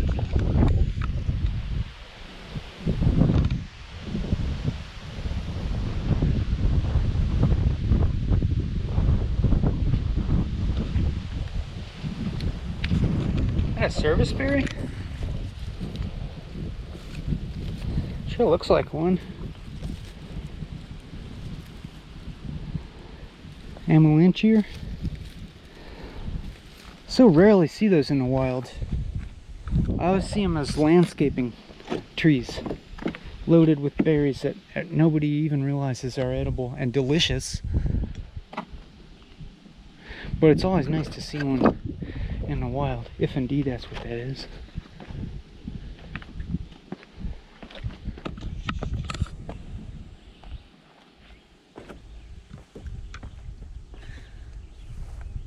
See, I mean, I'm walking over this and I'm like holy shit, I could spend an eternity going over this with the loop.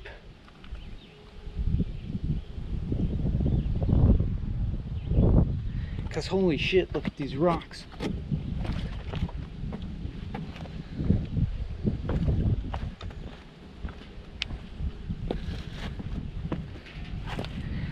You know, it's this shit, man. Let's look at this little section.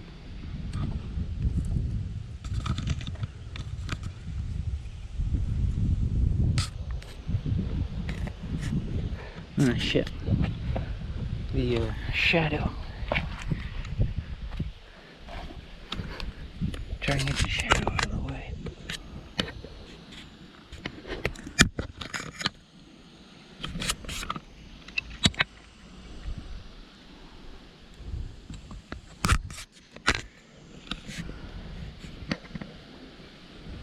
This is like...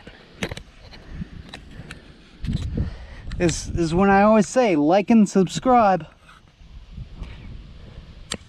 Hat tip to my boy.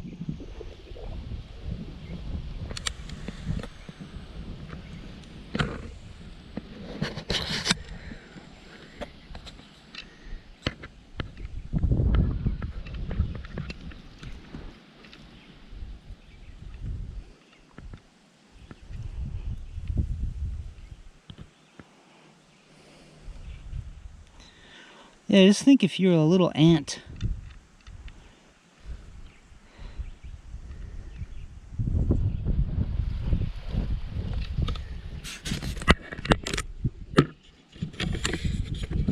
Oh, here we go. There's another Aurelia.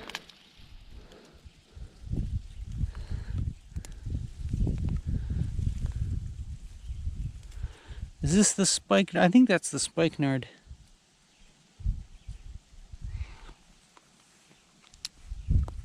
Those berries are great.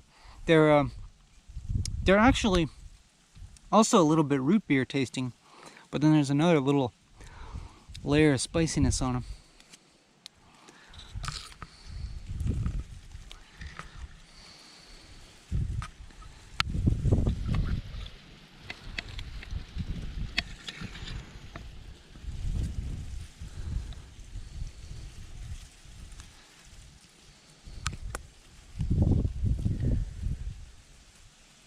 Or is it the bristly sarsaparilla?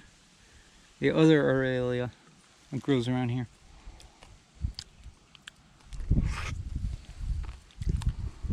Spicy root beer flavored berries.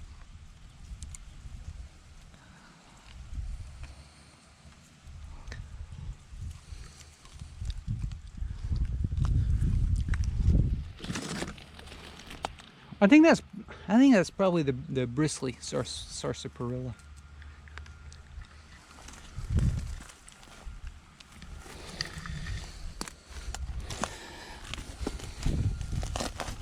Then there's a little like these are a little dried out and tiny.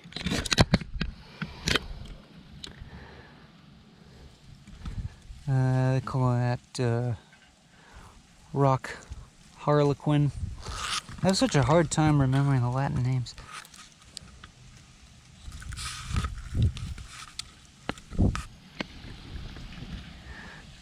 But those flowers, it's like related to like bleeding hearts and stuff like that. Dutchman's breeches.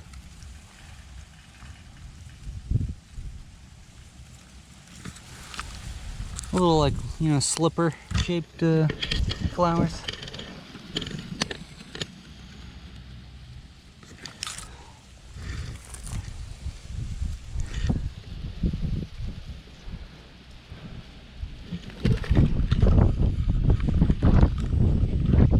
I'm trying to get better at that taxonomy, but I gotta like read this stuff over and over again and then see the plant and read it again. But it's not far, these are like not far off from the Ranunculaceae. Like, it's not the same family, but maybe it's the same order or something. There we go, look at that.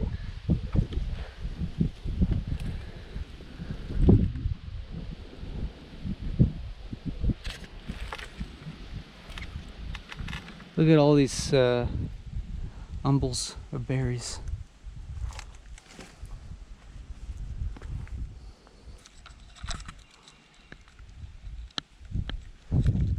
The umbel, the little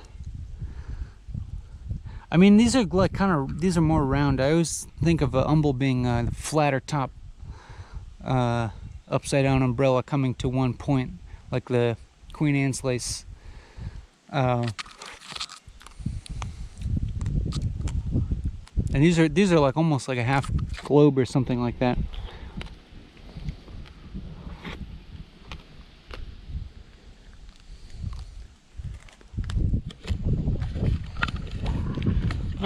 Don't want to eat a ton of these berries. They also kind of have a little bit of that taste, like they might be a little medicinal or something. But there's a good amount of them here.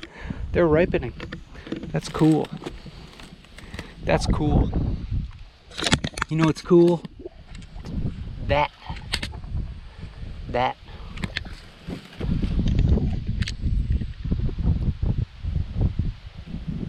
There's a bunch of them.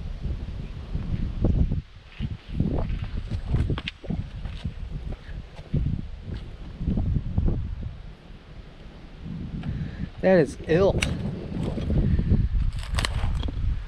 That is ill that there are so many Aralia berries. They're like ginseng. Maybe I don't know. Maybe I can kind of like. Maybe it's just wishful thinking, but I feel like I can taste a little similarity to ginseng when I eat those berries. There's some similarity in the flavor. Maybe I'm just making it up.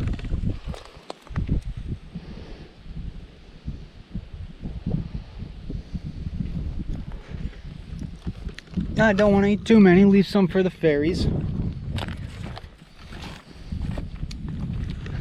Go back over here into Rock Town. Hell yeah. We just look at rocks for a while.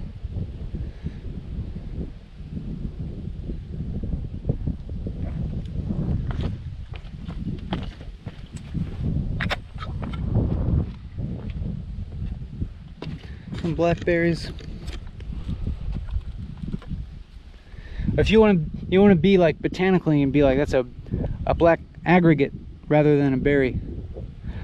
Like each one of these comes from one flower. No, I don't want to fuck up the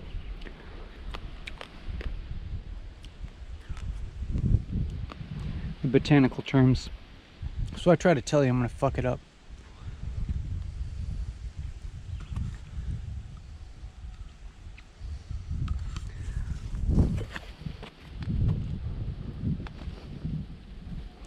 But they're aggregates, you know, each one of those contains a seed.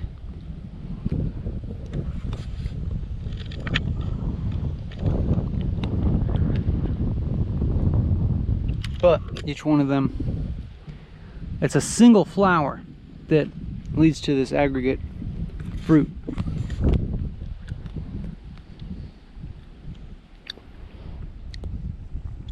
As opposed to like a mulberry that I think is each little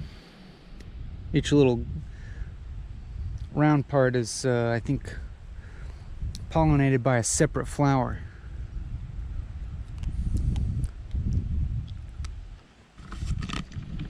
I read about the botany and then I forget all the terminology. I just gotta drill it into my head.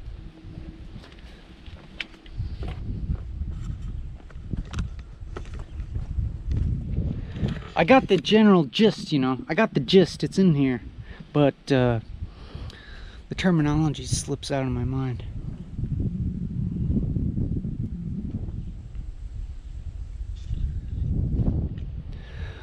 I feel like, you know, I got a decent general gist about botany.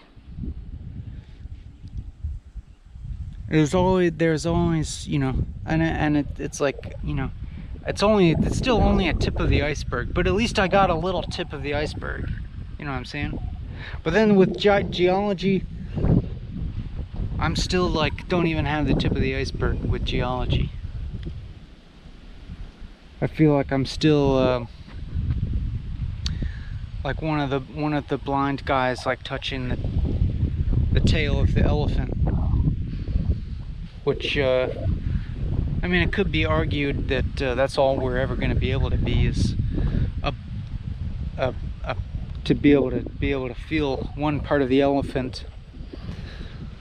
Each person's feeling a different part of the elephant, and has a totally different idea of what an elephant is, depending on whether they're touching the tail or the trunk or the leg, or, you know, other body parts.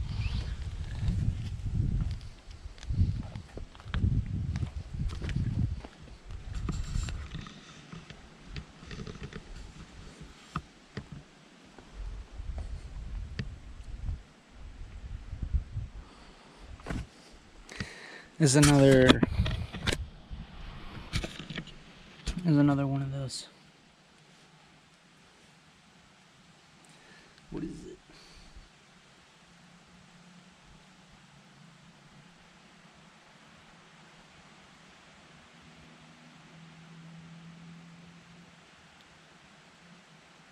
Capnoides. Sempervirens. I cheated. I looked at my little note. Capnoides sempervirens. That sucker. Let's get another look.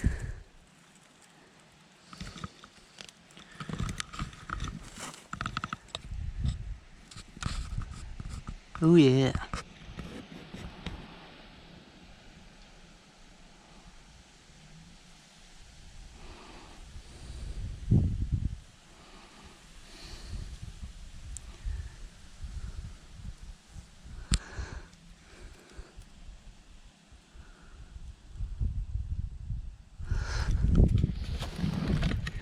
I won't attempt to pass off any more bogus knowledge on you, other than to say that's tight, because there's no disputing that.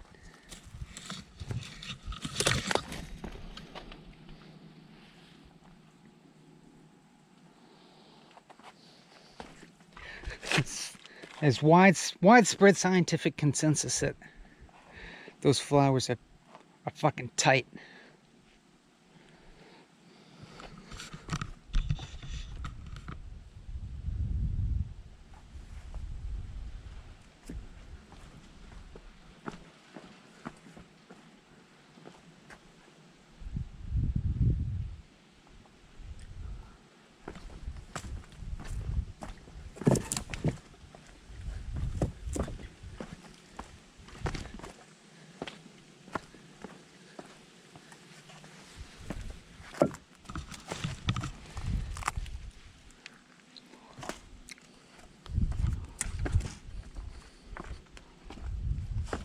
Picking berries, aka the most pain-free activity ever.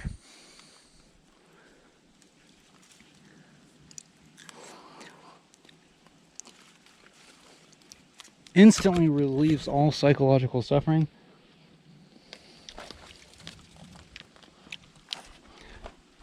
Now, I'm not saying that I'm suffering.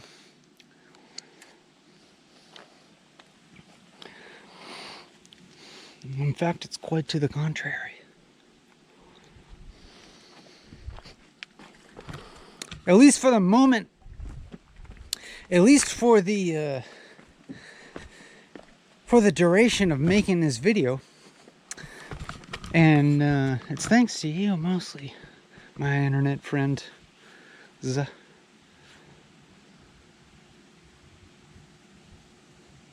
You provide me with the gratification of being seen.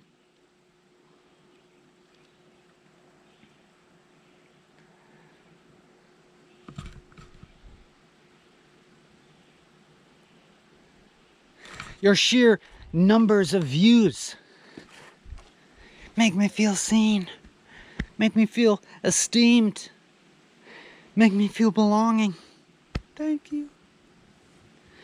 Thank you.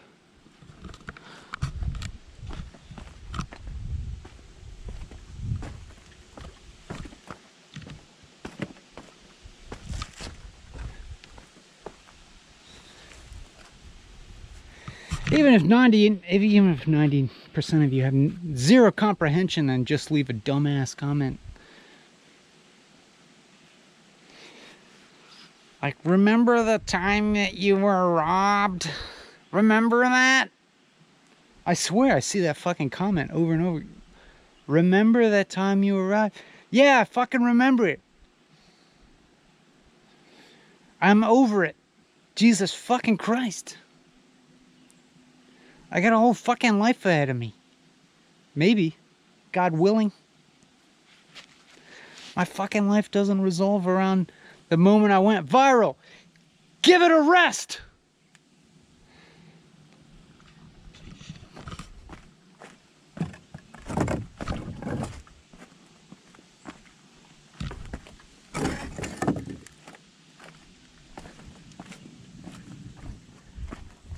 This is fun. I want to go back up that hill and just come back down, just for fun. Leave my backpack there. Just run up and down these rocks till I'm exhausted.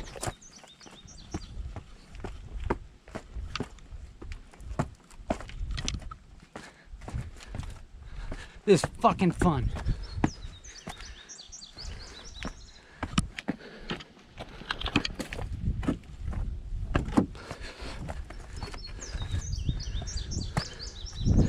Might as well use my body while I still got it.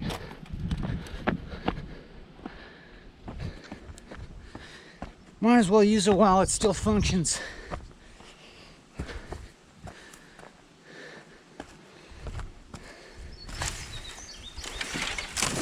Might as well use these knees while they still bend.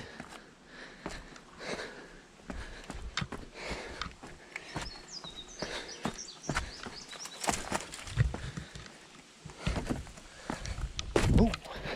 Ooh.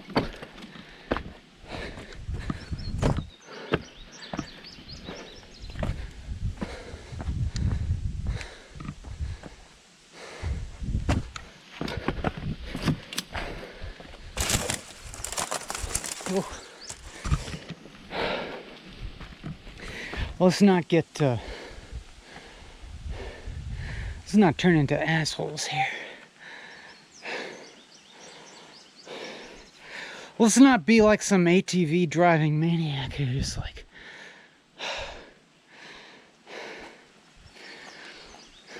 tears up the environment. Just stay on the rocks here and not destroy shit.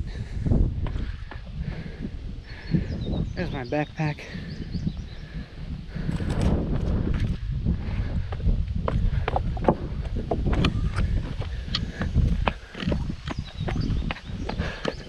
Go back up the hill. Is this a good simulacrum for you? Good simulacrum of exercise. These, maybe I vaguely remember hearing about some kind of study where they were saying that like somebody watching a visual simulacrum of doing exercise, that their heart rate started to rise and sympathetic response. Is that happening? Is your heart rate rise in sympathetic response to seeing this video? Am I effectively exercising for you?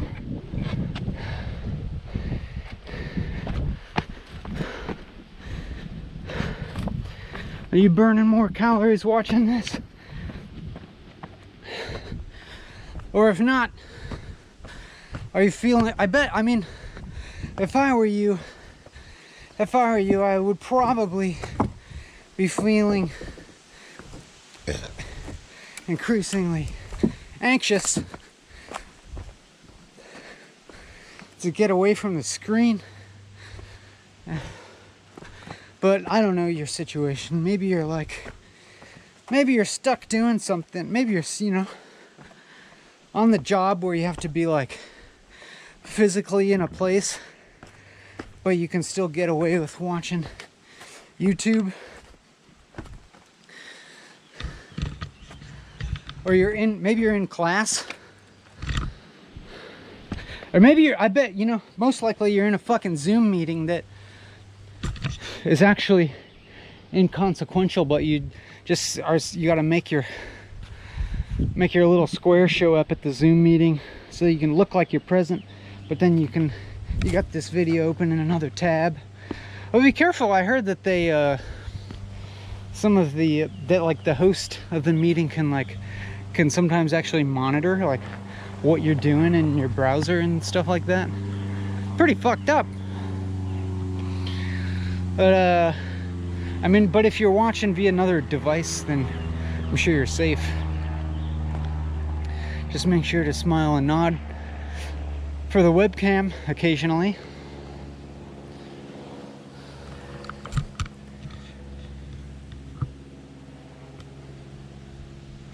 And yeah, maybe I'll start to build up in you a desire to while out.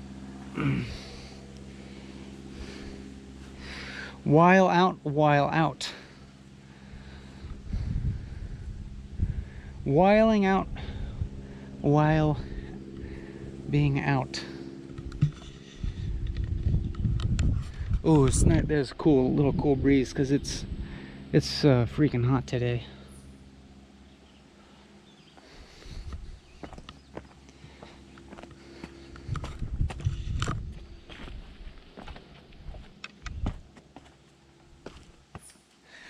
But life's not just about whiling out.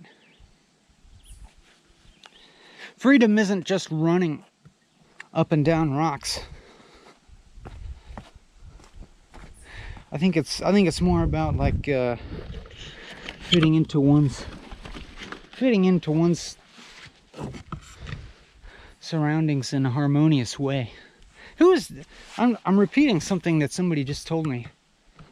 Who was I just talking about? Who was I just talking to that was like talking about different conceptions of freedom? Who the hell? Man, somebody's gonna go uncredited here because I'm just like kind of paraphrasing some idea that I heard somebody said the other day. I feel like it was somebody that I was actually talking to, Maybe it'll come up later. Whatever. Well, if you just said that, then know that I am forever indebted to you for this valuable YouTube content.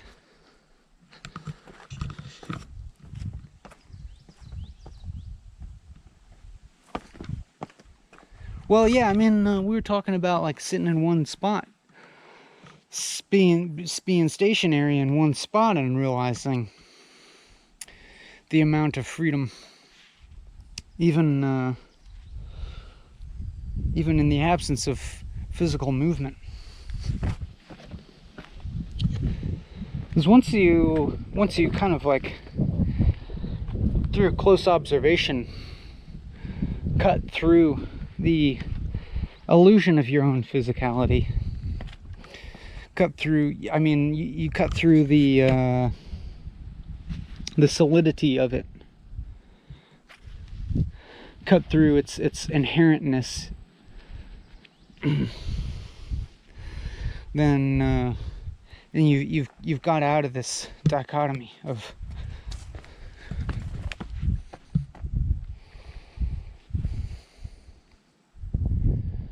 about freedom. I'm thinking, but you know, once again, I gotta put a big old asterisk, because it's like, once again, easy as hell for me to say, because I can just fuck off and drive to a mountain a lot of the time. We'll see how long this lasts. See how long. If you want to throw me some bucks on Patreon, it'll help that last. I don't know. I mean, it's selfish, really. Or is it?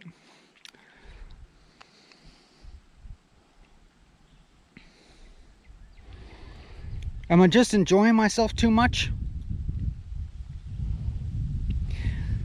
Am I providing you a service by giving you vicarious enjoyment? I hope so.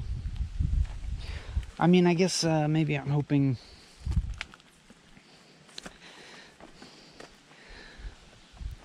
that if maybe this type of enjoyment that's not dependent on too much is indeed possible. Maybe that hasn't occurred to everybody. Maybe it hasn't occurred to everybody that you could just fuck off to a mountain with the video camera and have a whole you know, mind expanding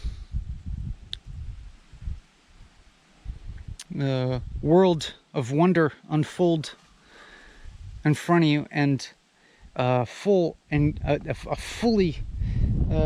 enveloping sensual, you know, just a full sensual kit and caboodle, you know, all the senses covered, all sense organs tickled in the most non-addictive way, I think. You know, I mean, I get spoiled. Like, I'll spend these 4 hours making this video, and I'm not gonna want to, like, I don't know. Maybe I'll be ready to go back to my house and sit on my ass for a while. That's probably how it goes. But I'm sure as hell not gonna. I'm sure as hell not gonna want to be sitting around making somebody else rich at a shitty job. 'Cause I don't want shit enough, you know?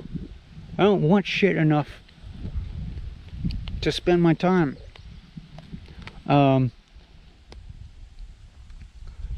making some ungrateful asshole rich on one side, and then giving somebody else some super, like, mediated half experience on the other side. Like,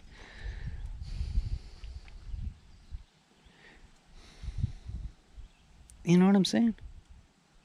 I mean, I guess that's a little abstract, but it's like, I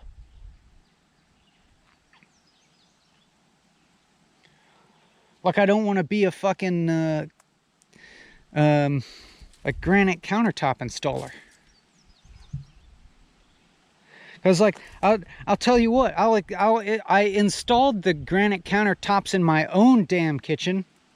Granite countertops that I got for free that some richer person was throwing out because they, you know, the style was not up to date enough for their kitchen, and they had to, like, you know, pay some real granite installer fucking probably fucking like at least $30,000 fucking dollars to renovate a kitchen so that it looks, you know, so that it conforms with the, you know, modern signifiers of wealth. So they throw out their old one. I go pick it up off the curb in my 82 Volkswagen diesel Rabbit truck, and then cut that shit with the help of a buddy. We just cut that damn granite with the, all we did is take a fucking wood saw. I took a fucking wood saw, got a masonry blade, you know, diamond masonry blade, put it on there, and then set up these heavy ass, they're heavy. Takes 2 or 3 people maybe to carry one of the bigger ones. Set it up on some sawhorses outside, and I had my friend hold a hose of water on the saw blade so it doesn't get too hot. And I'll just saw through the damn granite. Like, look at, you know, slab of this shit. This seems kind of granitic, you know. You see, I see little things speckling here and there. There's veins of quartz in there. I don't know. I might be getting this. Like I said, I don't even have the tip of the iceberg of geology. But, you know, cut through that, put those damn countertops in ourselves for free. And that's satisfying. That's satisfying. But I don't want to be the person who gets you know, gets paid to do that for somebody else. Unless it's a friend, you know. Unless it's a friend and we find these granite somewhere. That's kind of my deal. I want to like do everything myself. That's, I mean, and people wonder, how do you have time to make these fucking videos? How do you have time? You just make, I don't know. Well, I mean, the way that I do it is that I just don't spend money on very much. I don't buy bullshit. Get my food out of the dumpster sometimes, forage some of it, garden some of it, and buy some of it when it's cheap enough. The basics. Just don't eat out at restaurants all the time, because I want to eat healthy enough anyways. So it's like, you know, I'll work at the farmer's market once in a while, because then I get all this free produce to take home. A pleasant way to spend time anyways, interacting with the mostly pleasant people that come to farmer's market.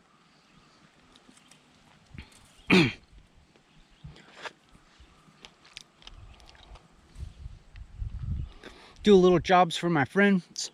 Do a little plumbing job. That's what I'll do tomorrow. Do a little plumbing job tomorrow.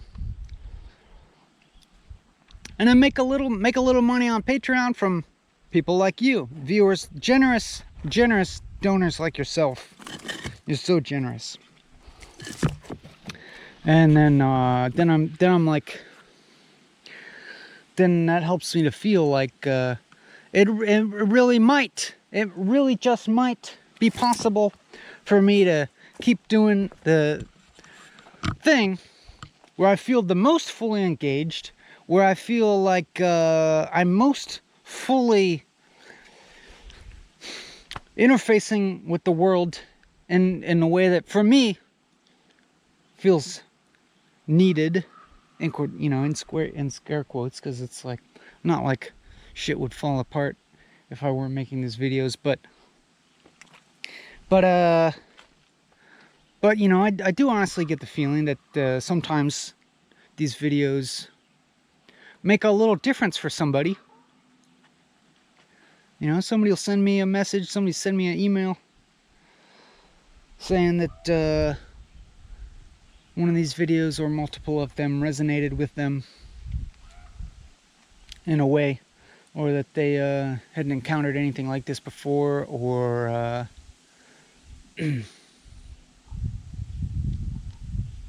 I mean, really, it's kind of wanting to turn people away.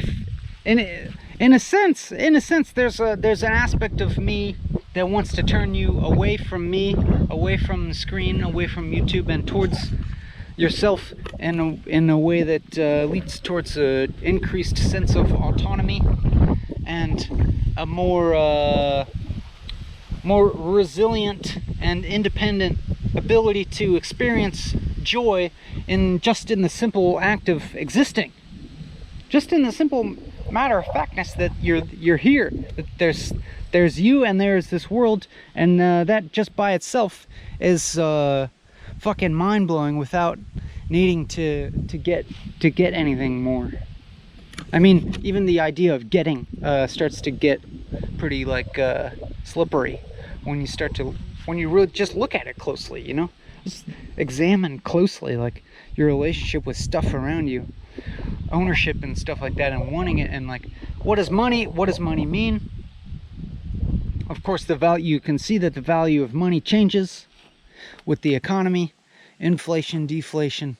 Stock market is you know, totally unstable. Stock market seems totally decoupled with the economic realities of people on the ground.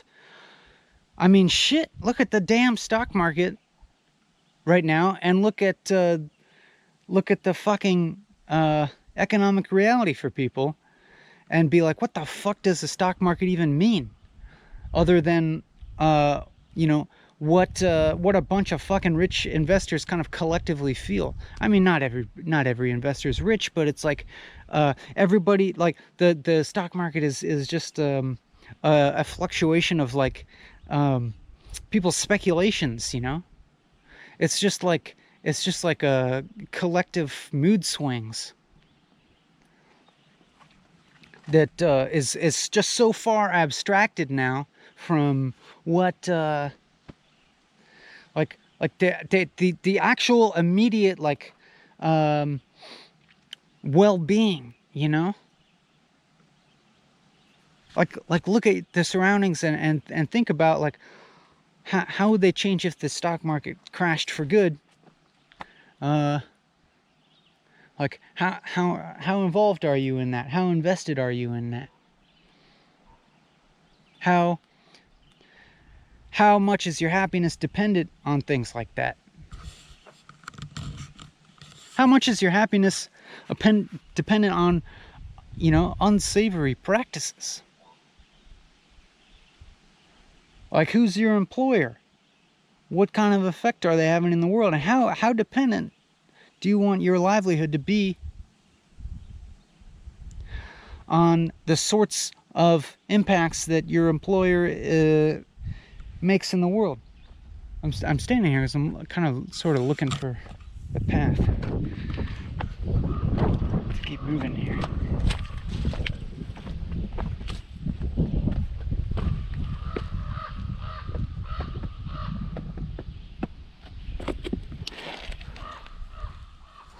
I guess this is something in the...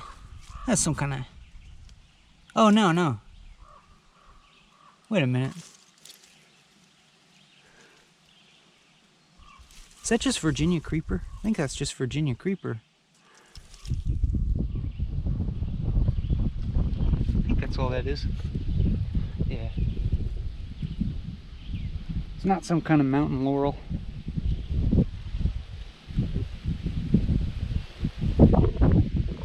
Well, I think that's the elder. Right there, Sambucus.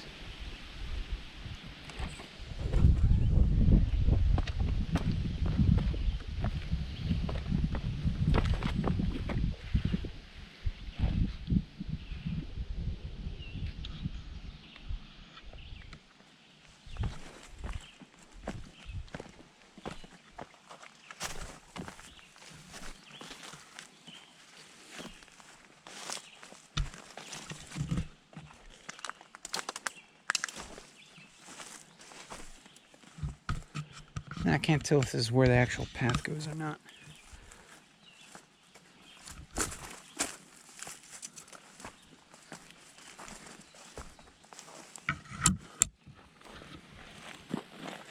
These nice daisies. Mullen. You know, I made that video about mullen, but then I was watching the Crime Pays but Botany Doesn't guy, and he was like, he's so pissed at it. He's pissed at mullen, pretty understandably. I mean, it's technically invasive, but it's been here a while. It's been in North America for a pretty good while. I guess my knowledge does not go as deep as his. My botanical knowledge does not go nearly as deep as his. So there is a lot of it here. It's kind of nice to look over here though and see all these vertical lines.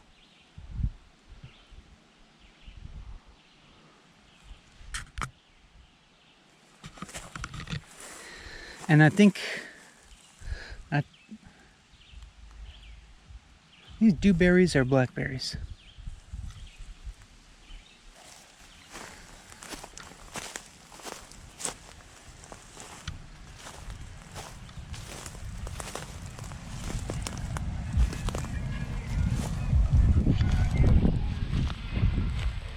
But that's what I think of as an umbel, it being more flat on the top. That's the Queen Anne's lace.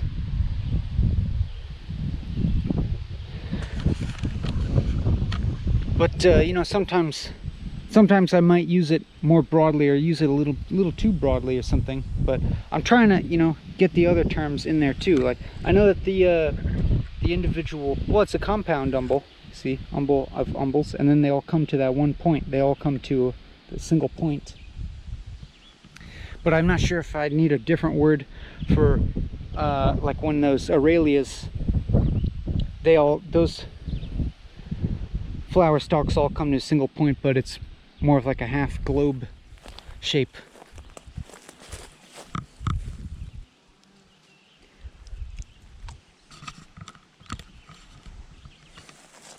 See, and then you got a black raspberry.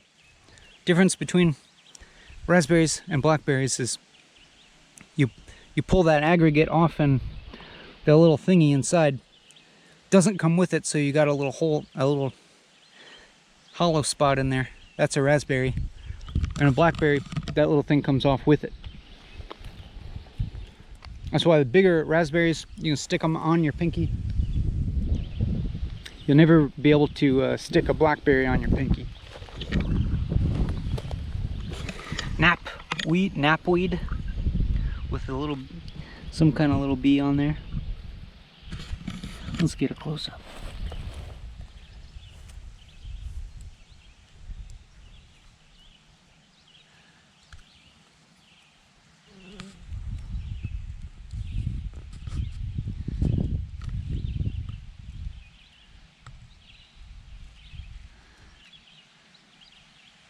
Aster family, just like that daisy.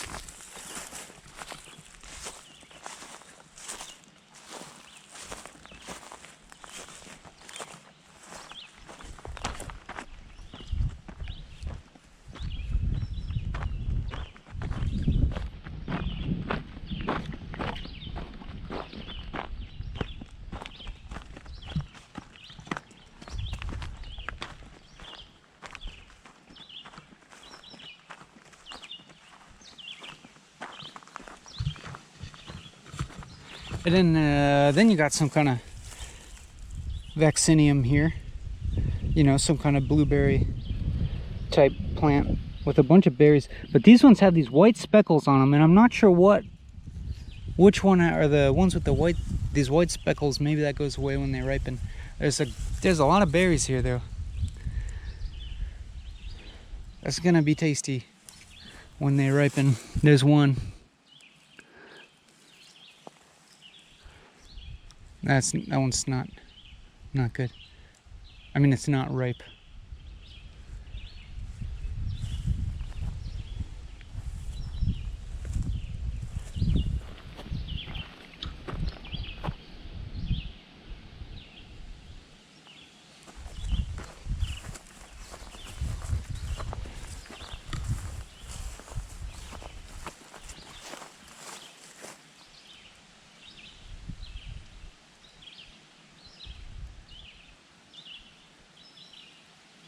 This is the obligatory boring part. If anytime there's a boring part during walking and talking, I can just pass it off and say that you know, this is the part where I'm challenging you to take responsibility for your own life, and you know, I'm making this media harder to consume in order to pressure you to self-actualize and stop looking to media for entertainment. And so, you know, because of that, you know, whatever I do it's just great. If I'm charming and charismatic and entertaining, then sick. I'll retain viewers and my YouTube stats will go up. And then if I'm boring as hell and alienating, then it means I will have liberated you. I've liberated the audience from their somnambulistic trances into being more fully engaged co-creators of a new utopic society. So just remember that anytime this gets boring. I think these are dewberries because they're creeping along the ground, you know? It looks like a blackberry, but it's creeping along the ground. Pretty delicious. I'm just realizing I'm really thirsty.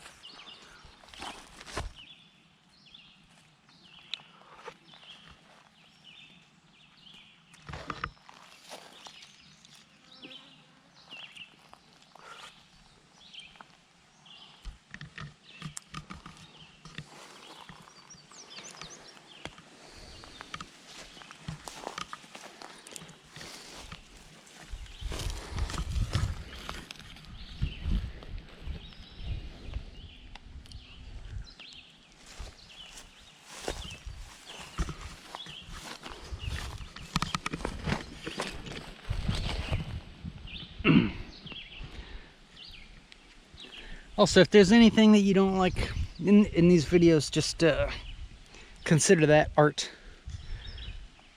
And you must just not understand it, because you're not sophisticated enough. If there's anything you ever don't like about my YouTube channel, it's because you're not sophisticated enough.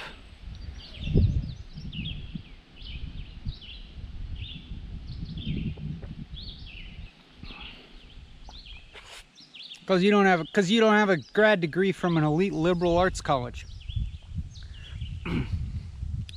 Get with it.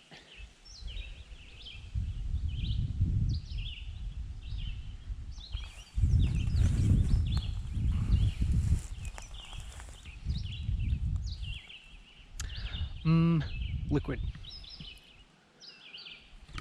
Here, I'll give you a better view instead of staring at my mug.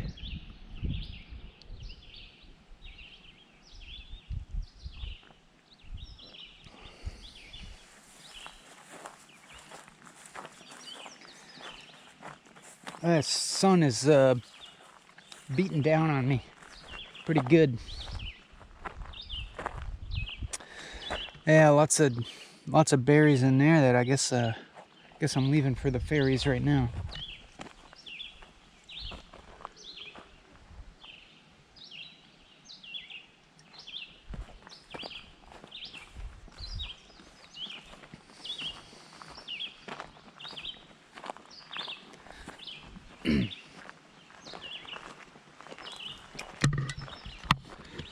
And it's funny when when I make videos in which I don't appear to be having a good time,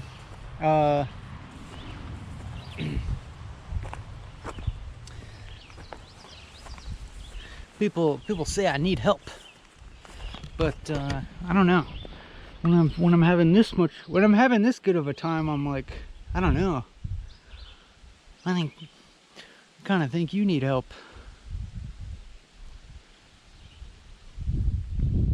I mean, not you. I mean all those other people. Oh shit! I just bent over. I just dumped out some of my water.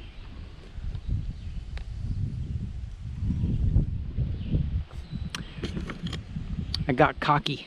I was getting cocky.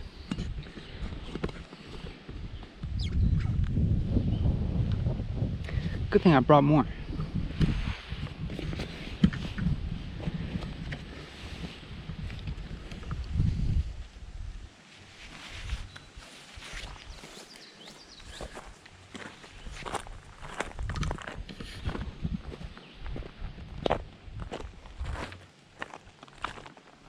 Yeah, I'm getting a little burnt here.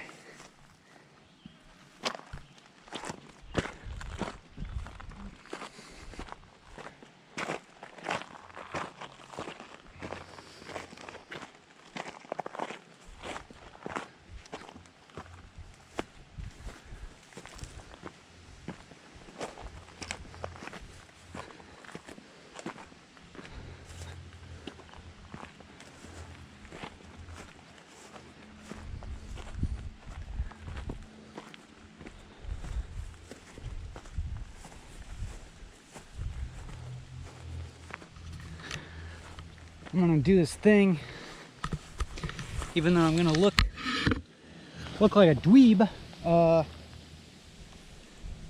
At least it's better than having my neck turned red and becoming a redneck. Do this thing, this old trick.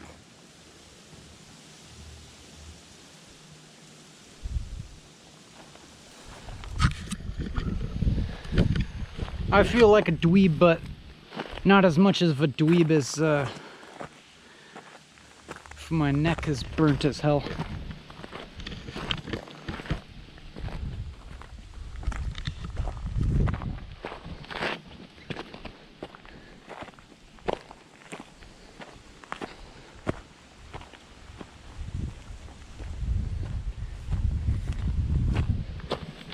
See? Bloobs. Bloobs. Lots of little bloobs. Ripening. That one looks... That's almost... There's one. See?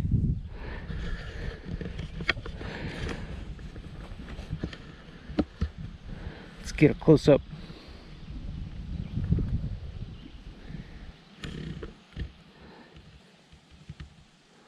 You ever just like look at a blueberry, man?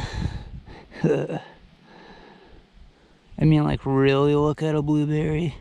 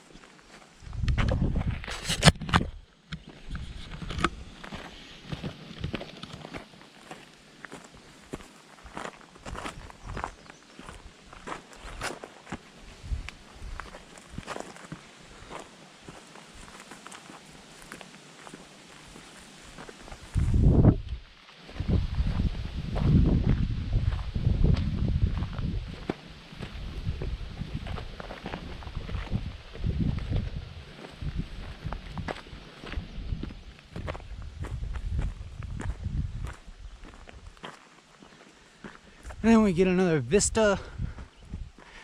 And you can see those trucks driving on the highway down there.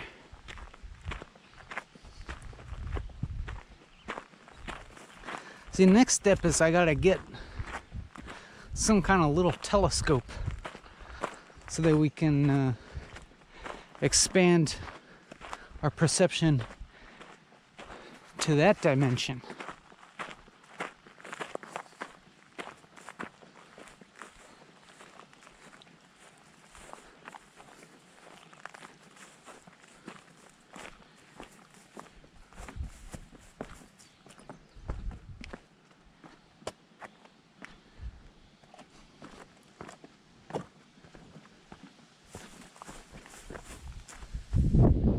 Ill. That's ill.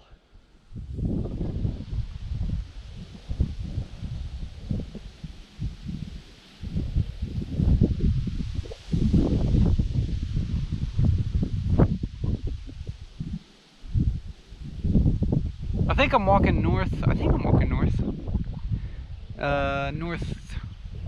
Northeast roughly. We're looking generally east. I guess that would be the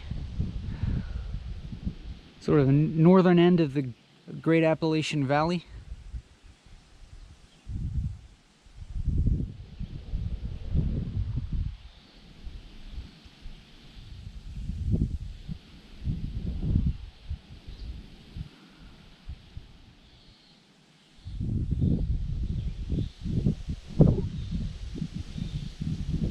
Now, Valley, that's what happened when you know,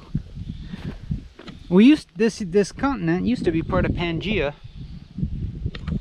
and when the African continent split off, because we were connected by land to northern Africa here. We could have just walked right across over to Morocco had we existed, and then that continent split across, and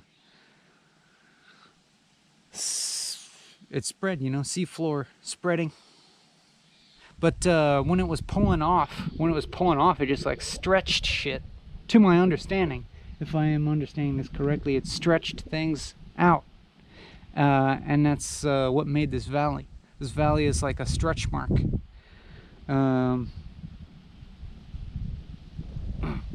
From when Africa was splitting off of North America. Is that not the biggest stretch mark you ever laid eyes on?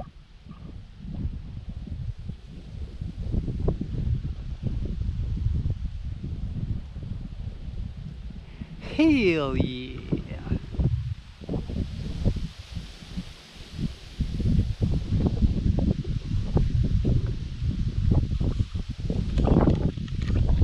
Get a good load of that.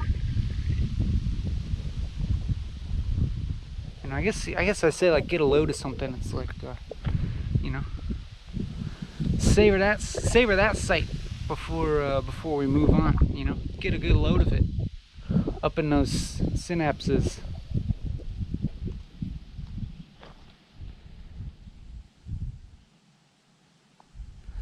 Let the sheer plate tectonics go in there and make an impact. I bet you can't see it, but I can see this little I see a little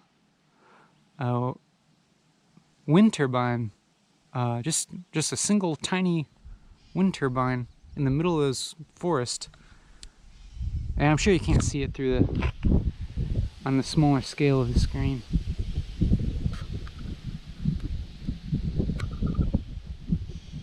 There's like somebody just like shacked up in the middle of those woods with a wind turbine.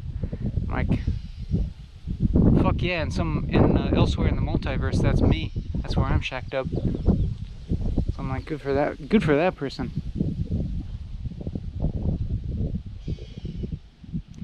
And they're probably like, well, elsewhere in the universe, I'm a fucking bonkers YouTuber that makes these fucking psychotically long YouTube videos. So I guess good for him. I guess.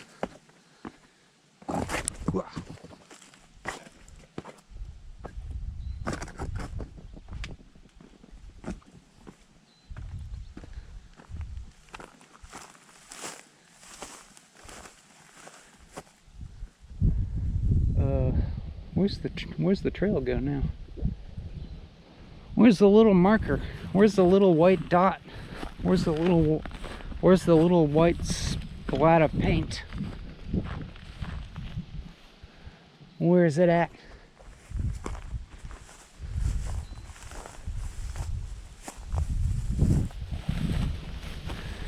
Where do you go from here?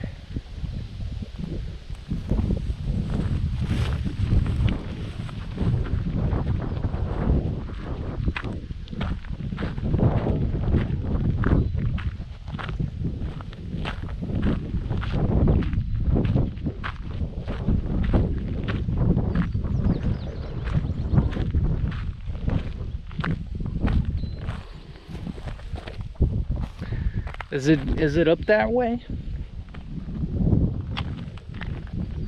And I just didn't see something? Or did I pass something and I'm on just a little offshoot? That's always my question, you know, to be honest. Like a pretty decent metaphor.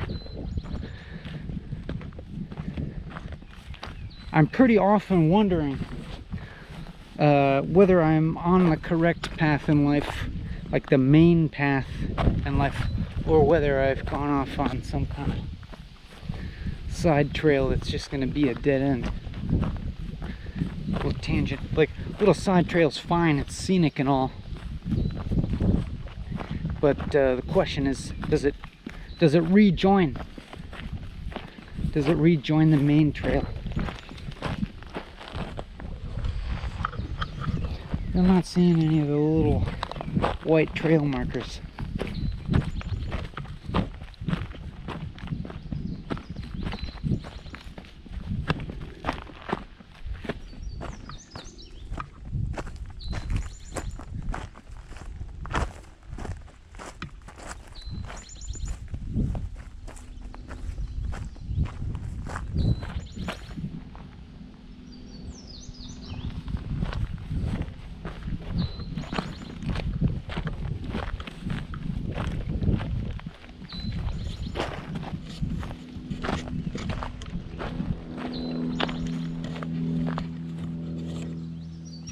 I still keep wondering why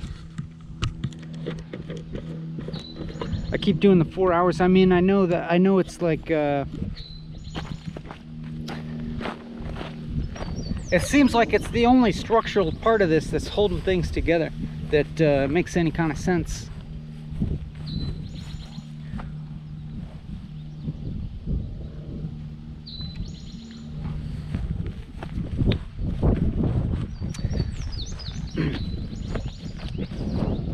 As if the content of these videos is so freewheeling that I feel obligated to adhere to this 4-hour thing, to feel as if I'm staying, you know, keeping some kind of consistency.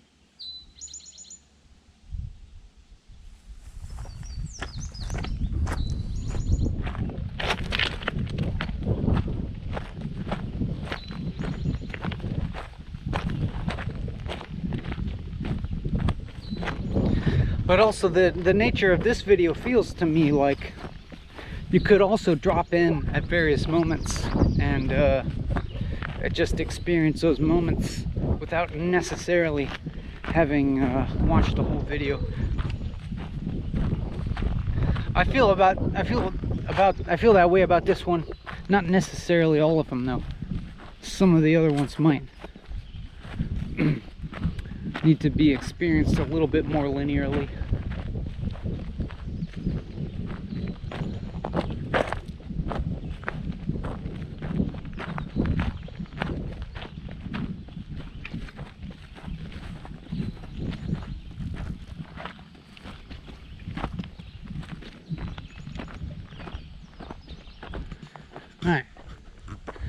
All right. Where's the trail? Go.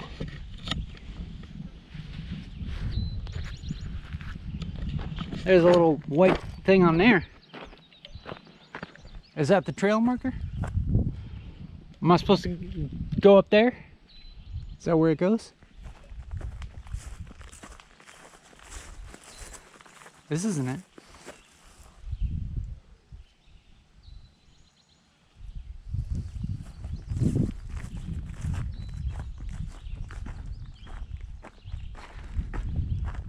Have I just been going astray for a while?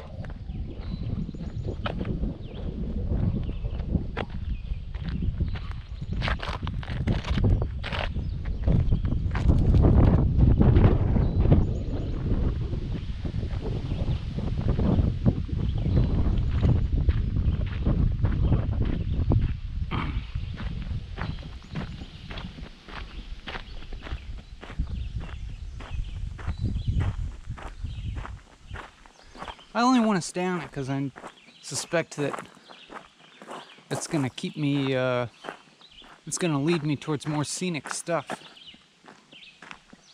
and more cool plants.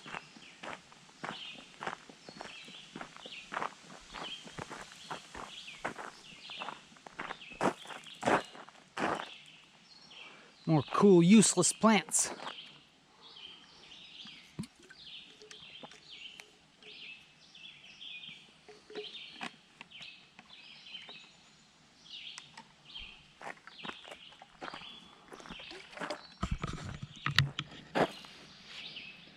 Ah, this shade is good though.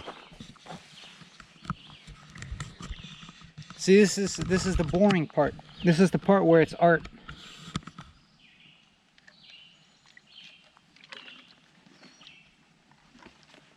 This is the part that you can consider resistance to the status quo.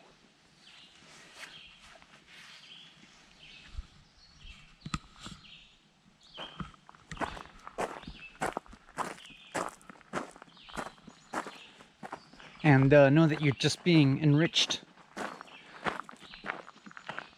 by making yourself sit through this.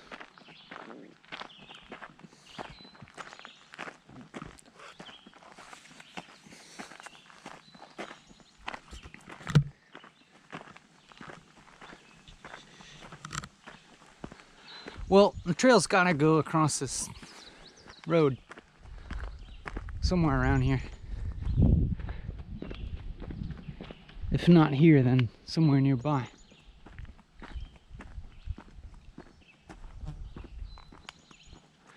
If I don't see it up here, I'm gonna go back there and try looking around again.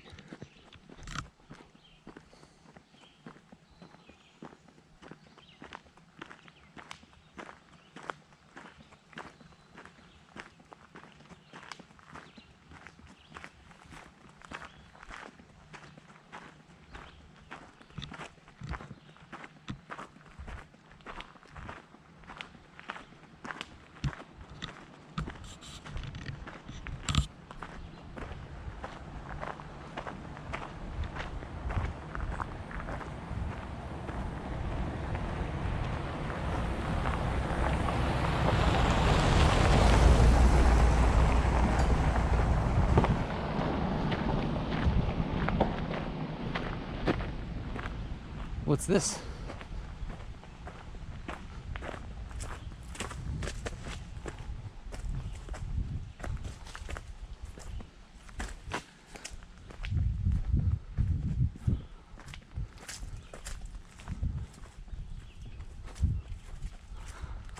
No trail marker yet.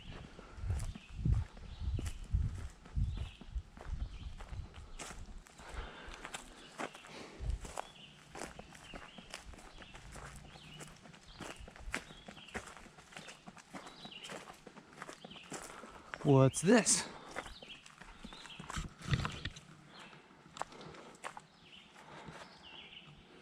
Okay, oh, here we are. There's the marker. Tight. How did it sneak up here? There's the water. There's the water for the thru hikers.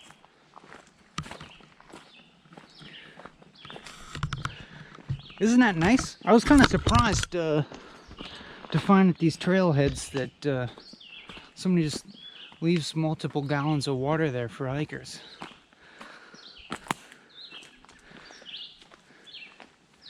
Like, can you imagine that? It's just free. There's something that you can do in the United States of America that's free. Can you fucking believe that? I mean, you gotta get your food, and you know, probably helps to have a decent pair of shoes and whatnot.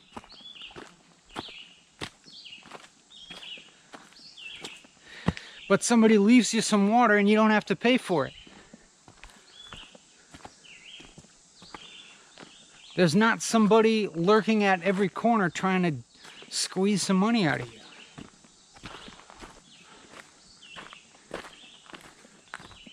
And all the while, you get a voluptuous, sensual, you know, reassuring, life-affirming experience.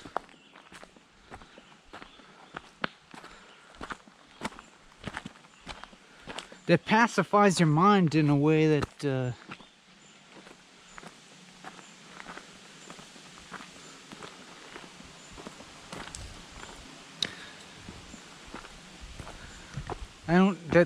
few consumed experiences, you know, there's not really much that you can buy that does that, if you ask me. But I don't know, maybe I'm probably overlooking some interpretation of this, of what I'm doing as participating in the experience economy. As you know, maybe I am unconsciously fetishizing nature in some way.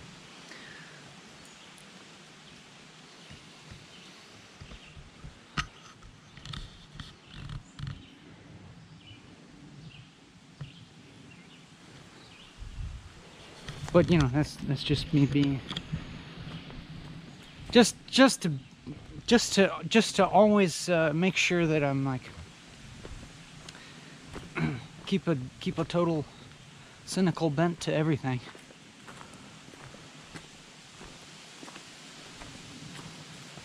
Make sure that I'm always being critical of myself, no matter what. Woo! These look pretty similar to that milky thing we saw before. Oh yeah, and look at that bleed again. Here we go.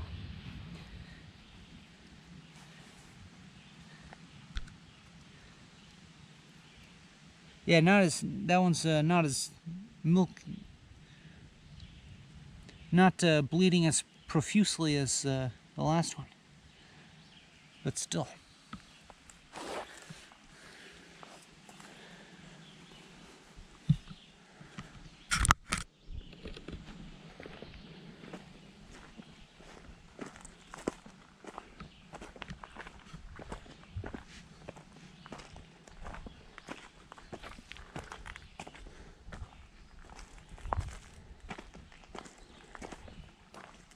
Lots of mountain laurels.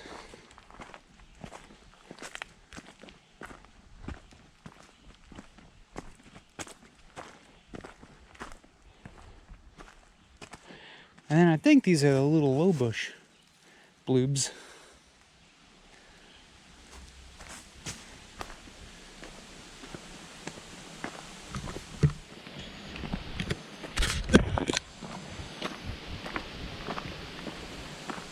Cool breeze.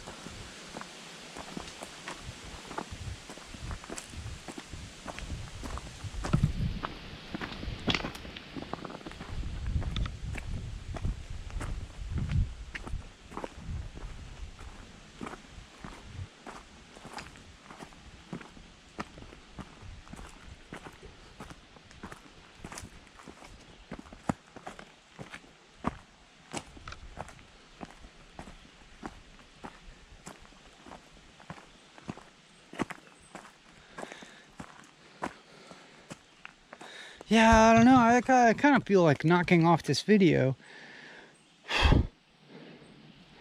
I lost track of time because the camera turned off a number of times by itself. So we're at more than 2 hours, but don't know exactly how long we've been going. And you know, I'm like, have this feeling as if I'm running out of charisma. But I guess I'm gonna be a person of my word.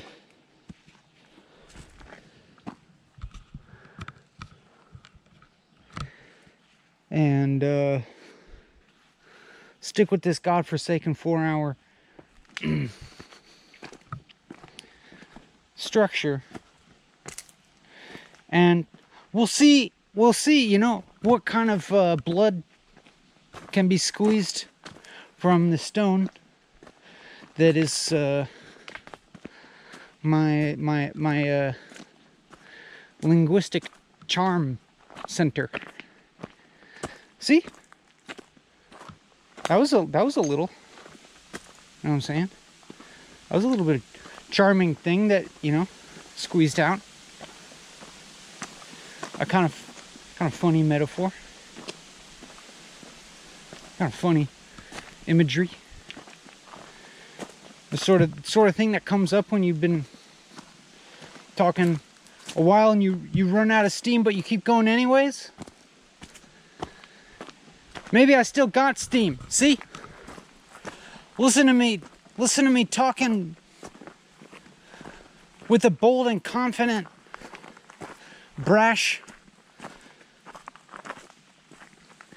tone of voice. What was the word I was looking for? What's the word I'm looking for? Demeanor.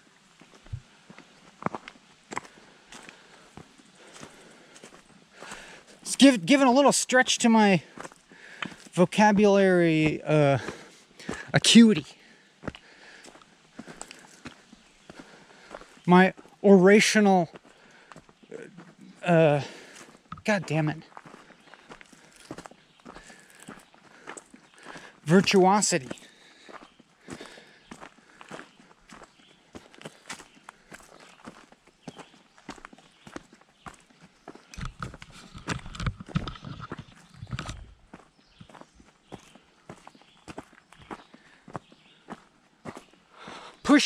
Push my oratory powers to the limits. It's what I gotta do.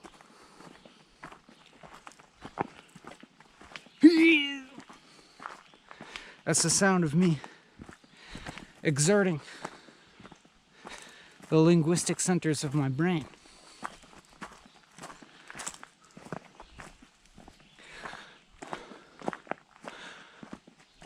This is my baseline serotonin levels on display. You know what I'm saying?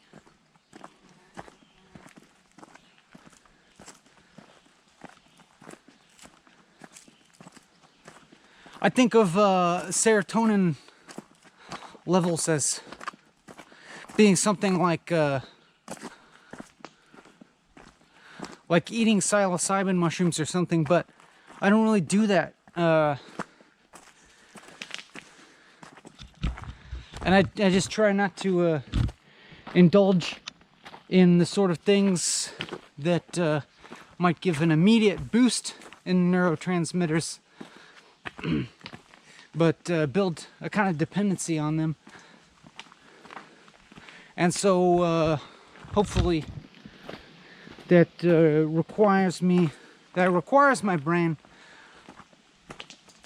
to develop in a way that has a reasonable, you know, baseline level, reasonably stable baseline levels of the various neurotransmitters, as well as forming synapses in an interesting enough way such that there's not this separation between the mundane and the profound, or the boring and the trippy, you might say. In fact, they are increasingly the same for me. That is, you show me something trippy, and I'm gonna be like, that's fucking boring. But then you show me something boring, and I'm like, yeah. But I mean, it's not really like that. I'm just saying that they're the same.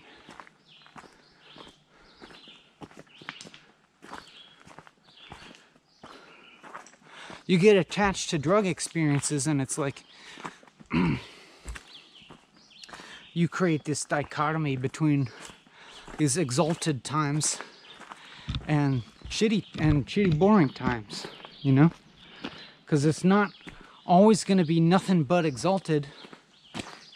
Like, you can't just do enough drugs that all of life is nothing but ecstatic and psychedelic. Doesn't work that way. Doesn't work that way. It's gonna wear off. Then you're gonna feel worse.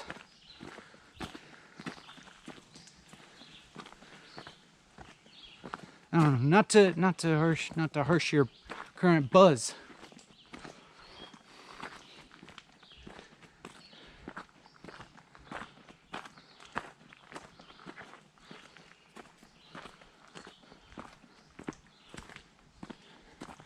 Look at this. You can see this trail just going slightly uphill, all in front of me.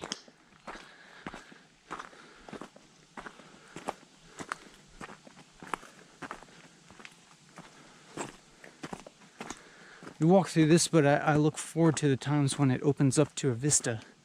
I can see over a long distance where I'm at.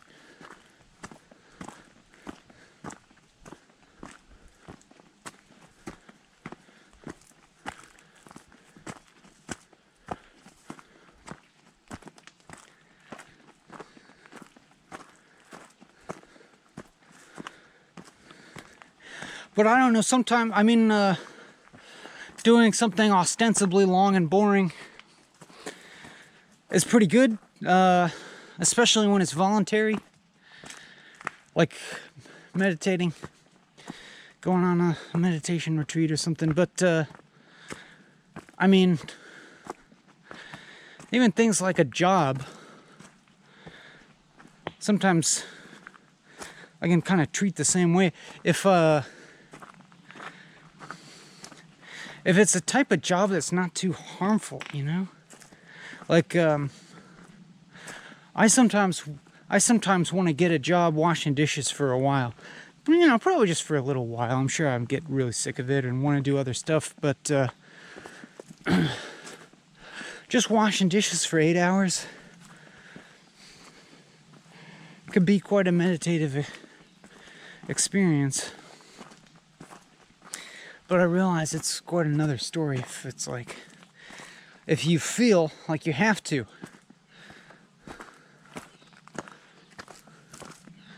But I'm hoping that everybody that does that sort of thing has a potential to get some of that effect from it.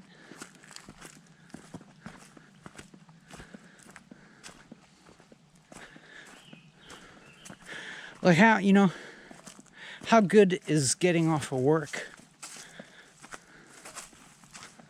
I guess some people feel drained after getting off of work and really just succumb to the gravity of pleasure and inertness. If you feel drained, you know? Drink a bunch of beer and watch TV and eat some pizza because you earned it. I mean, that's like settling in to gravity.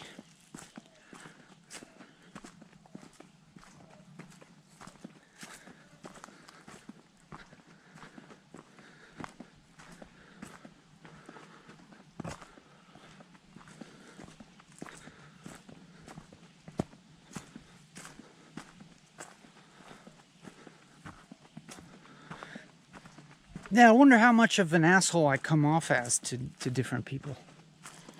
As I wonder how sort of insensitive and presumptuous I come off.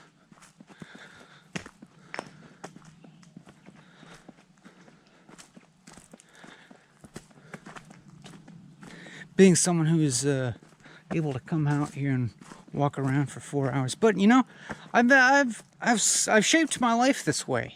You know, I don't know. It's not really important for me to attribute this freedom to my own devising, my own agency. You know, because you can't really, you can't honestly attribute anything totally to one's own agency, because every single little aspect that comprises what we consider ourselves and our agency, our personalities, our position in the world, all of that stuff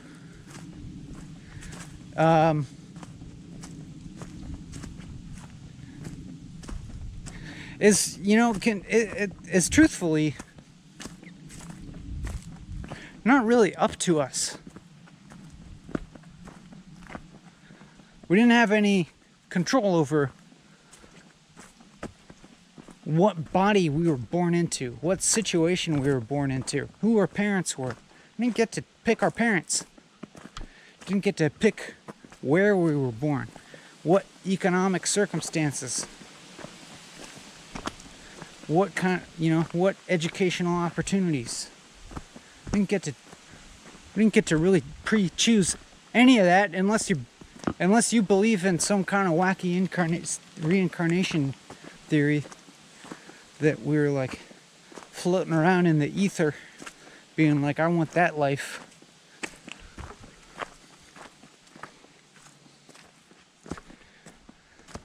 I mean, I might be able to stretch that into a useful metaphor with a lot of effort, but I certainly don't believe anything like that in the literal sense.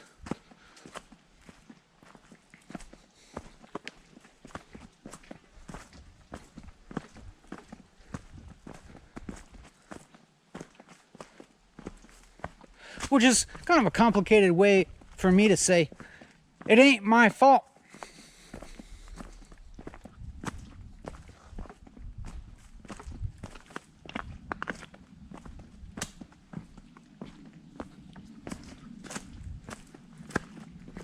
But, you know, to the extent that I do have agency, I'm going to keep making these videos.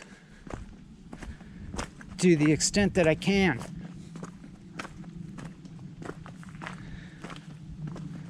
Until my world comes crumbling apart. Until, you know, until whatever circumstances that support me making these videos fail, I'm going to keep doing it, I think. But it's not even important for me to say that, because I don't know what's going to happen tomorrow. I'm just making this video right now. That's all I know.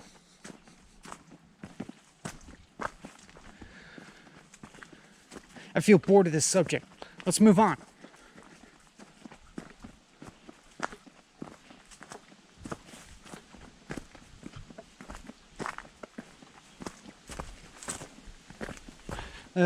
The forest floor continues to be covered with this spikenard.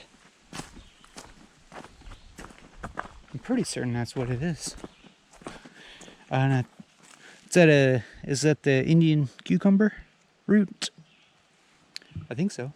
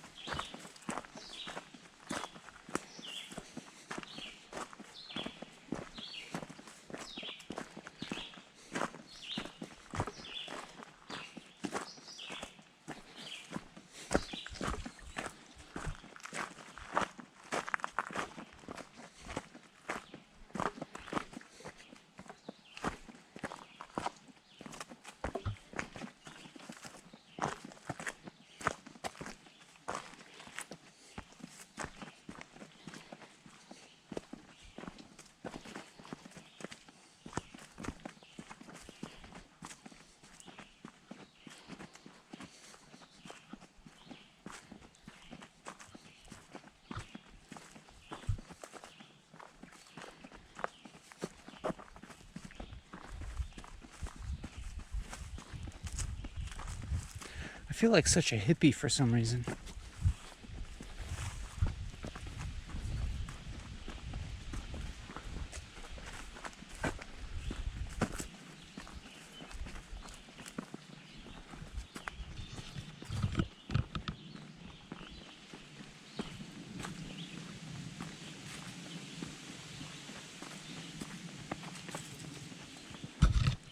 I seem to be always seeking to evade some kind of dumbness.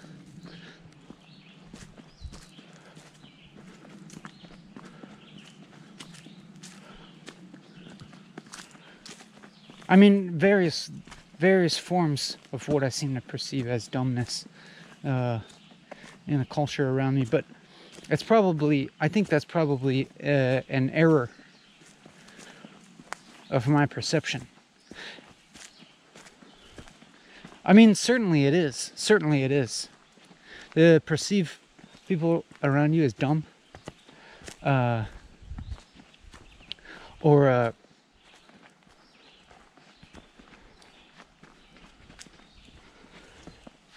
in any way culturally inferior or something like that.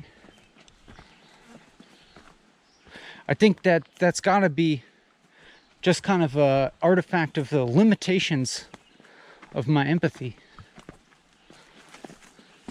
a limitation of my understanding of the connectedness of things.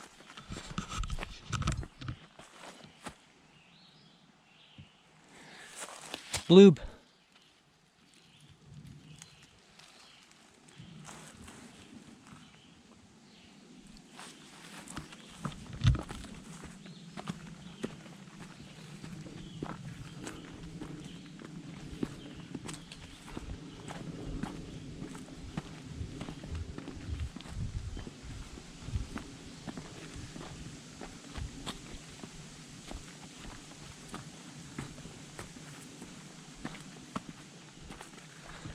So now I'm just moving a lot. I feel less drawn to just sitting in one particular spot in here. And I guess my perception of this fire environment, it's like it has sort of muddled into a perception of sameness. I'm walking and I'm like, yes, these woods look the same from one yard to the next. I've seen all these plants already. I've seen rocks like these.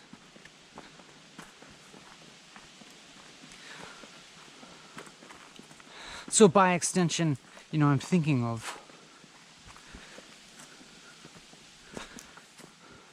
the dreariness of sameness and routine in life. When there's not variety in your experience, it's as if days just slingshot by with nothing, like fast, and your life just flies by you. You do the same routine and have no variety in experience, but I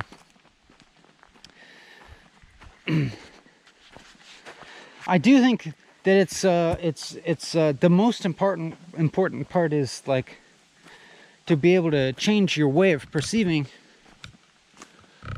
because that's, to me, that's the most consistently reliable means of experiencing change or changing experience. More so than in insatiable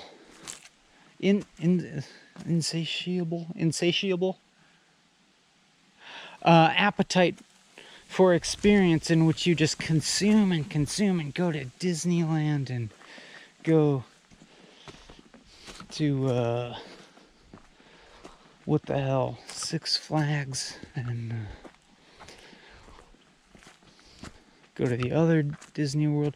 And then go to TGI Fridays and and then you get the Oculus Rift, you get the 3D eye thing, and then you're like, and then yeah, give me some more experiences.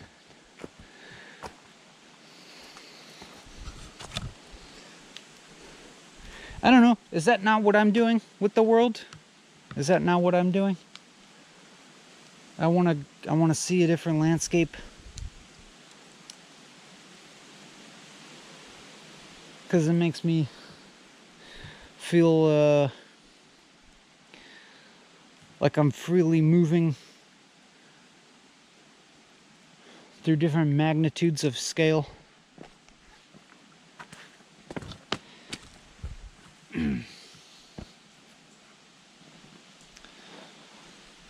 And helps me relate to experience in a non-transactional way, and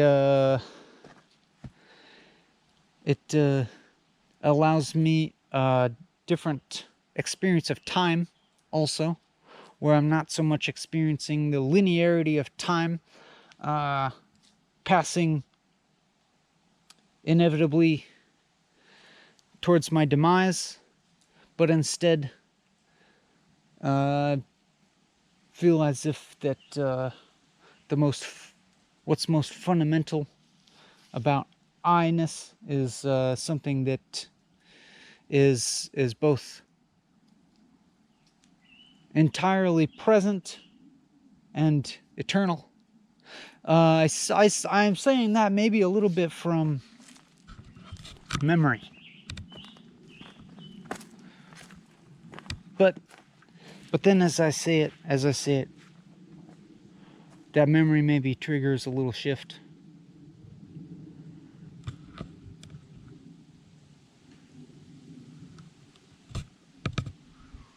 But who knows, you know?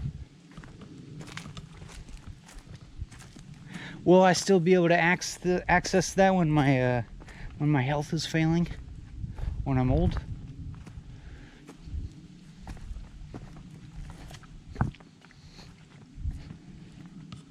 Or when I you know, my life flashes before my eyes when I see my car careening uncontrollably off the road or something like that?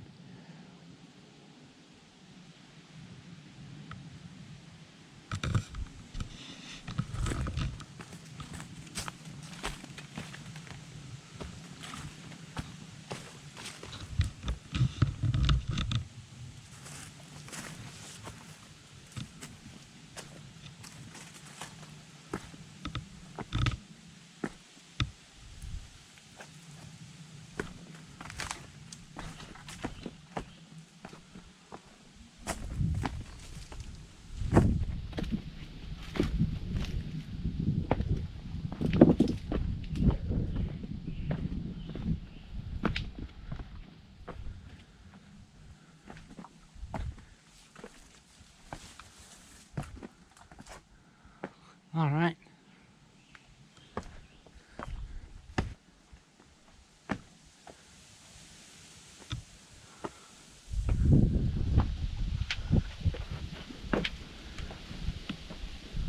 Oh.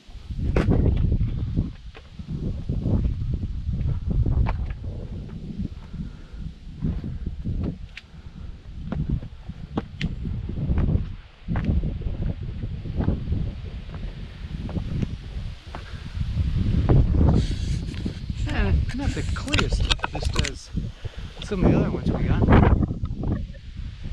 Nonetheless.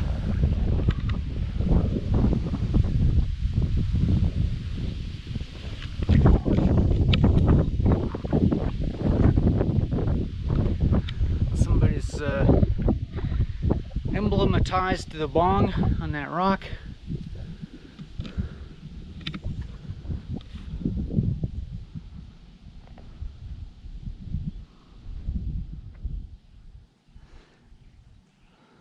And just a fine example of how man, through creativity and art, can improve the world. can make improvements upon the natural world.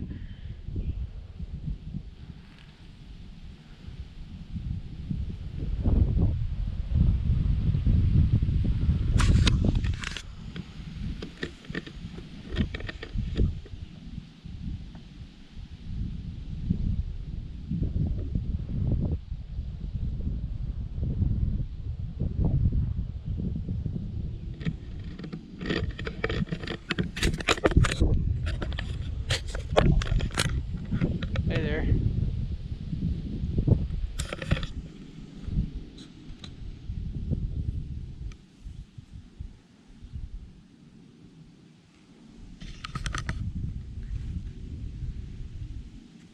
There's so much stuff.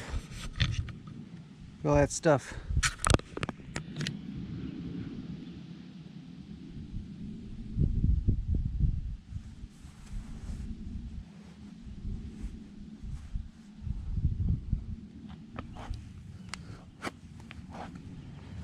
Let's just look through a magnifying lens at a rock on a ridge.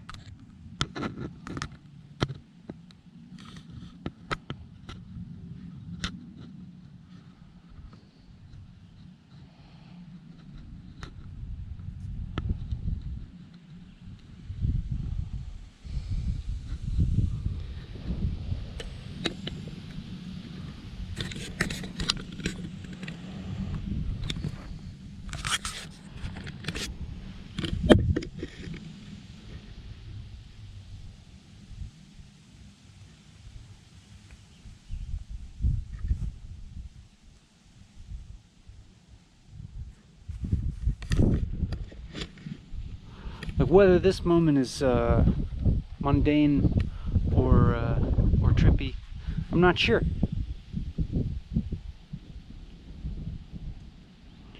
You might be asking yourself the same question. This video, is it a boring waste of time? Or is it trippy? You don't know. You can't tell. The same with all of life.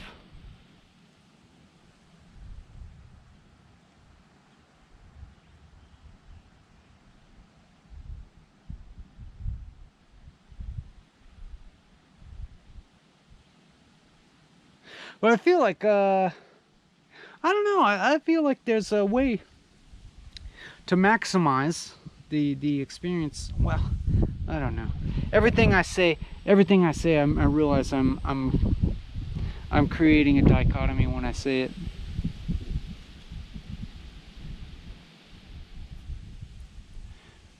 I was going to talk about maximizing freedom, and then I was like, no, that's a mistake to say, because then because that's going to kind of like depend on the idea of individuation and discrete selfhood.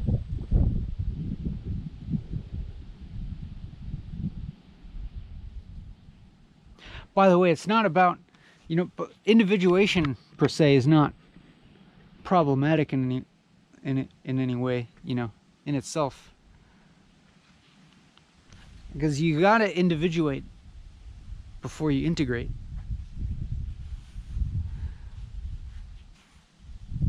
To become different, you gotta become differentiated before you reintegrate.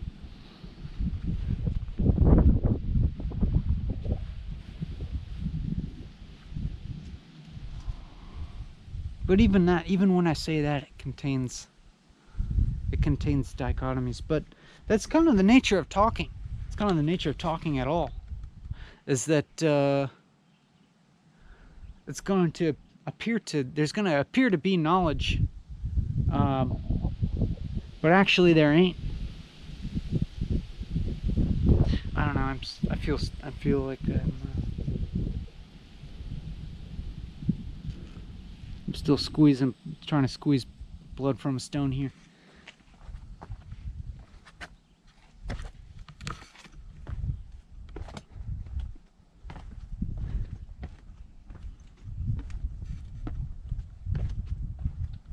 Whoa, look at that. Like some kind of paper wasp nest. Just dangling there like an eyeball.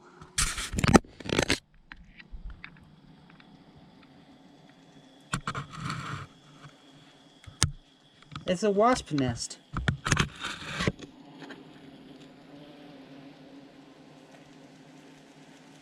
A wasp made that.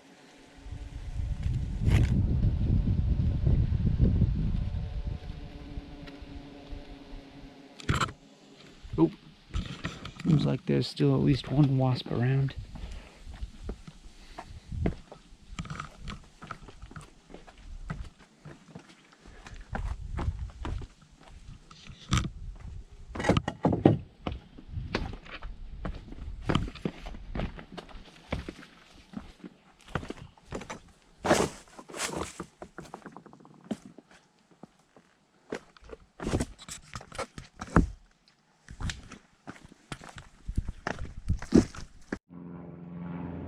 Well, I guess it would behoove me to start heading back from whence I came. Otherwise, it's going to be pretty long before I get to eat.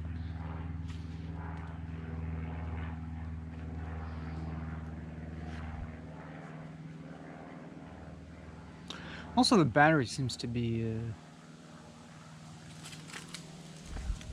Can't tell if the camera's accepting the charge from the battery pack. But regardless of these details,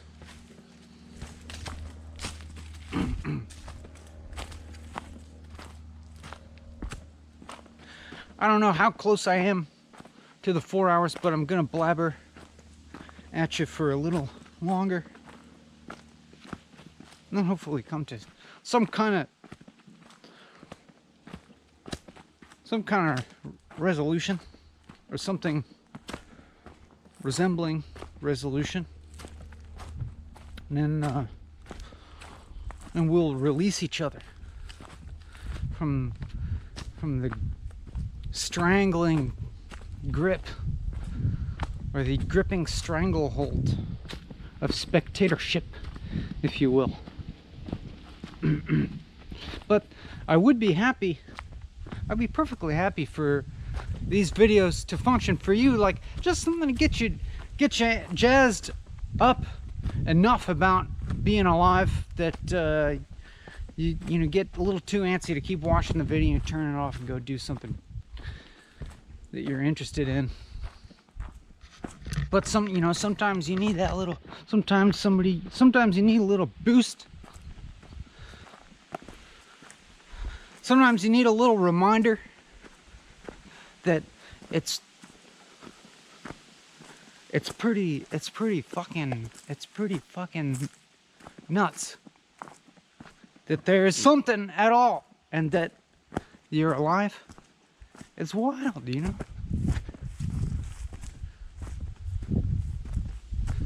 Don't make me go into, all right, I'll go into the statistical probability that you are alive right now, when considering even the limited scopes of time that we understand, you know. Even just geologic time, and geologic time's not even anything, you know. In terms of cosmic time, astrological time. But then the fact that we just lucked out, right? That we happen to be alive at this moment. That the now did not occur before we were born or after we were dead. But you know, see earlier videos for a whole in-depth explanation of that. No real need to go down that. But it's got a surprisingly simple answer. But you can get there yourself. You can think about it yourself. Just think about that yourself. Why is it that the now happens to be when you are alive right now, and not before you were born, and not after you died.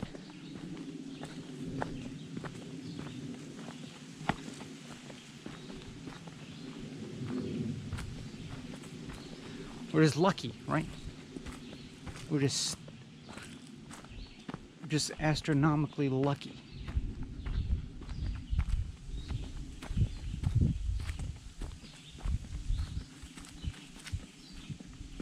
But yeah, I just hope that's like a little good, a little. I hope just so, you're watching this video and you get amped up enough that stuff exists, and you're like, okay, I'm gonna go and take advantage of this situation. Take advantage of the unique capacities that I possess in this very moment.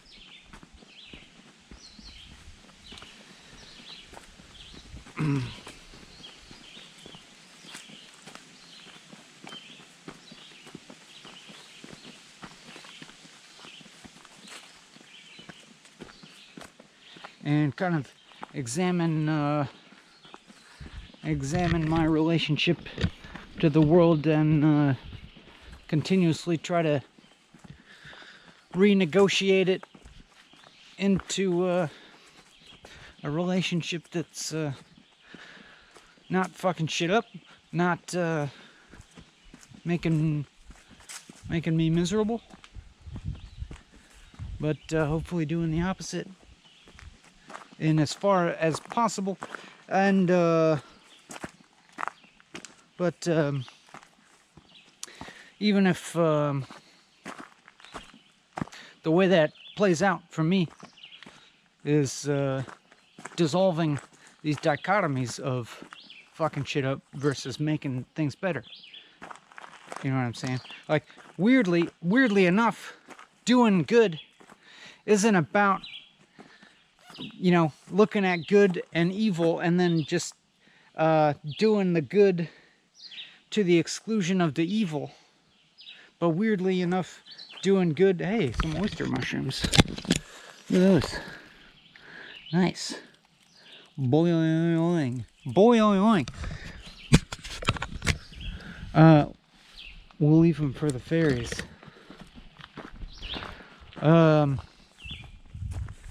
It's not about just, totally glomming on to the good side of a dichotomy, but has to do more, if you ask me, with transcending that dichotomy to the extent where you're not perceiving this evil, where you're able to, kind of understand that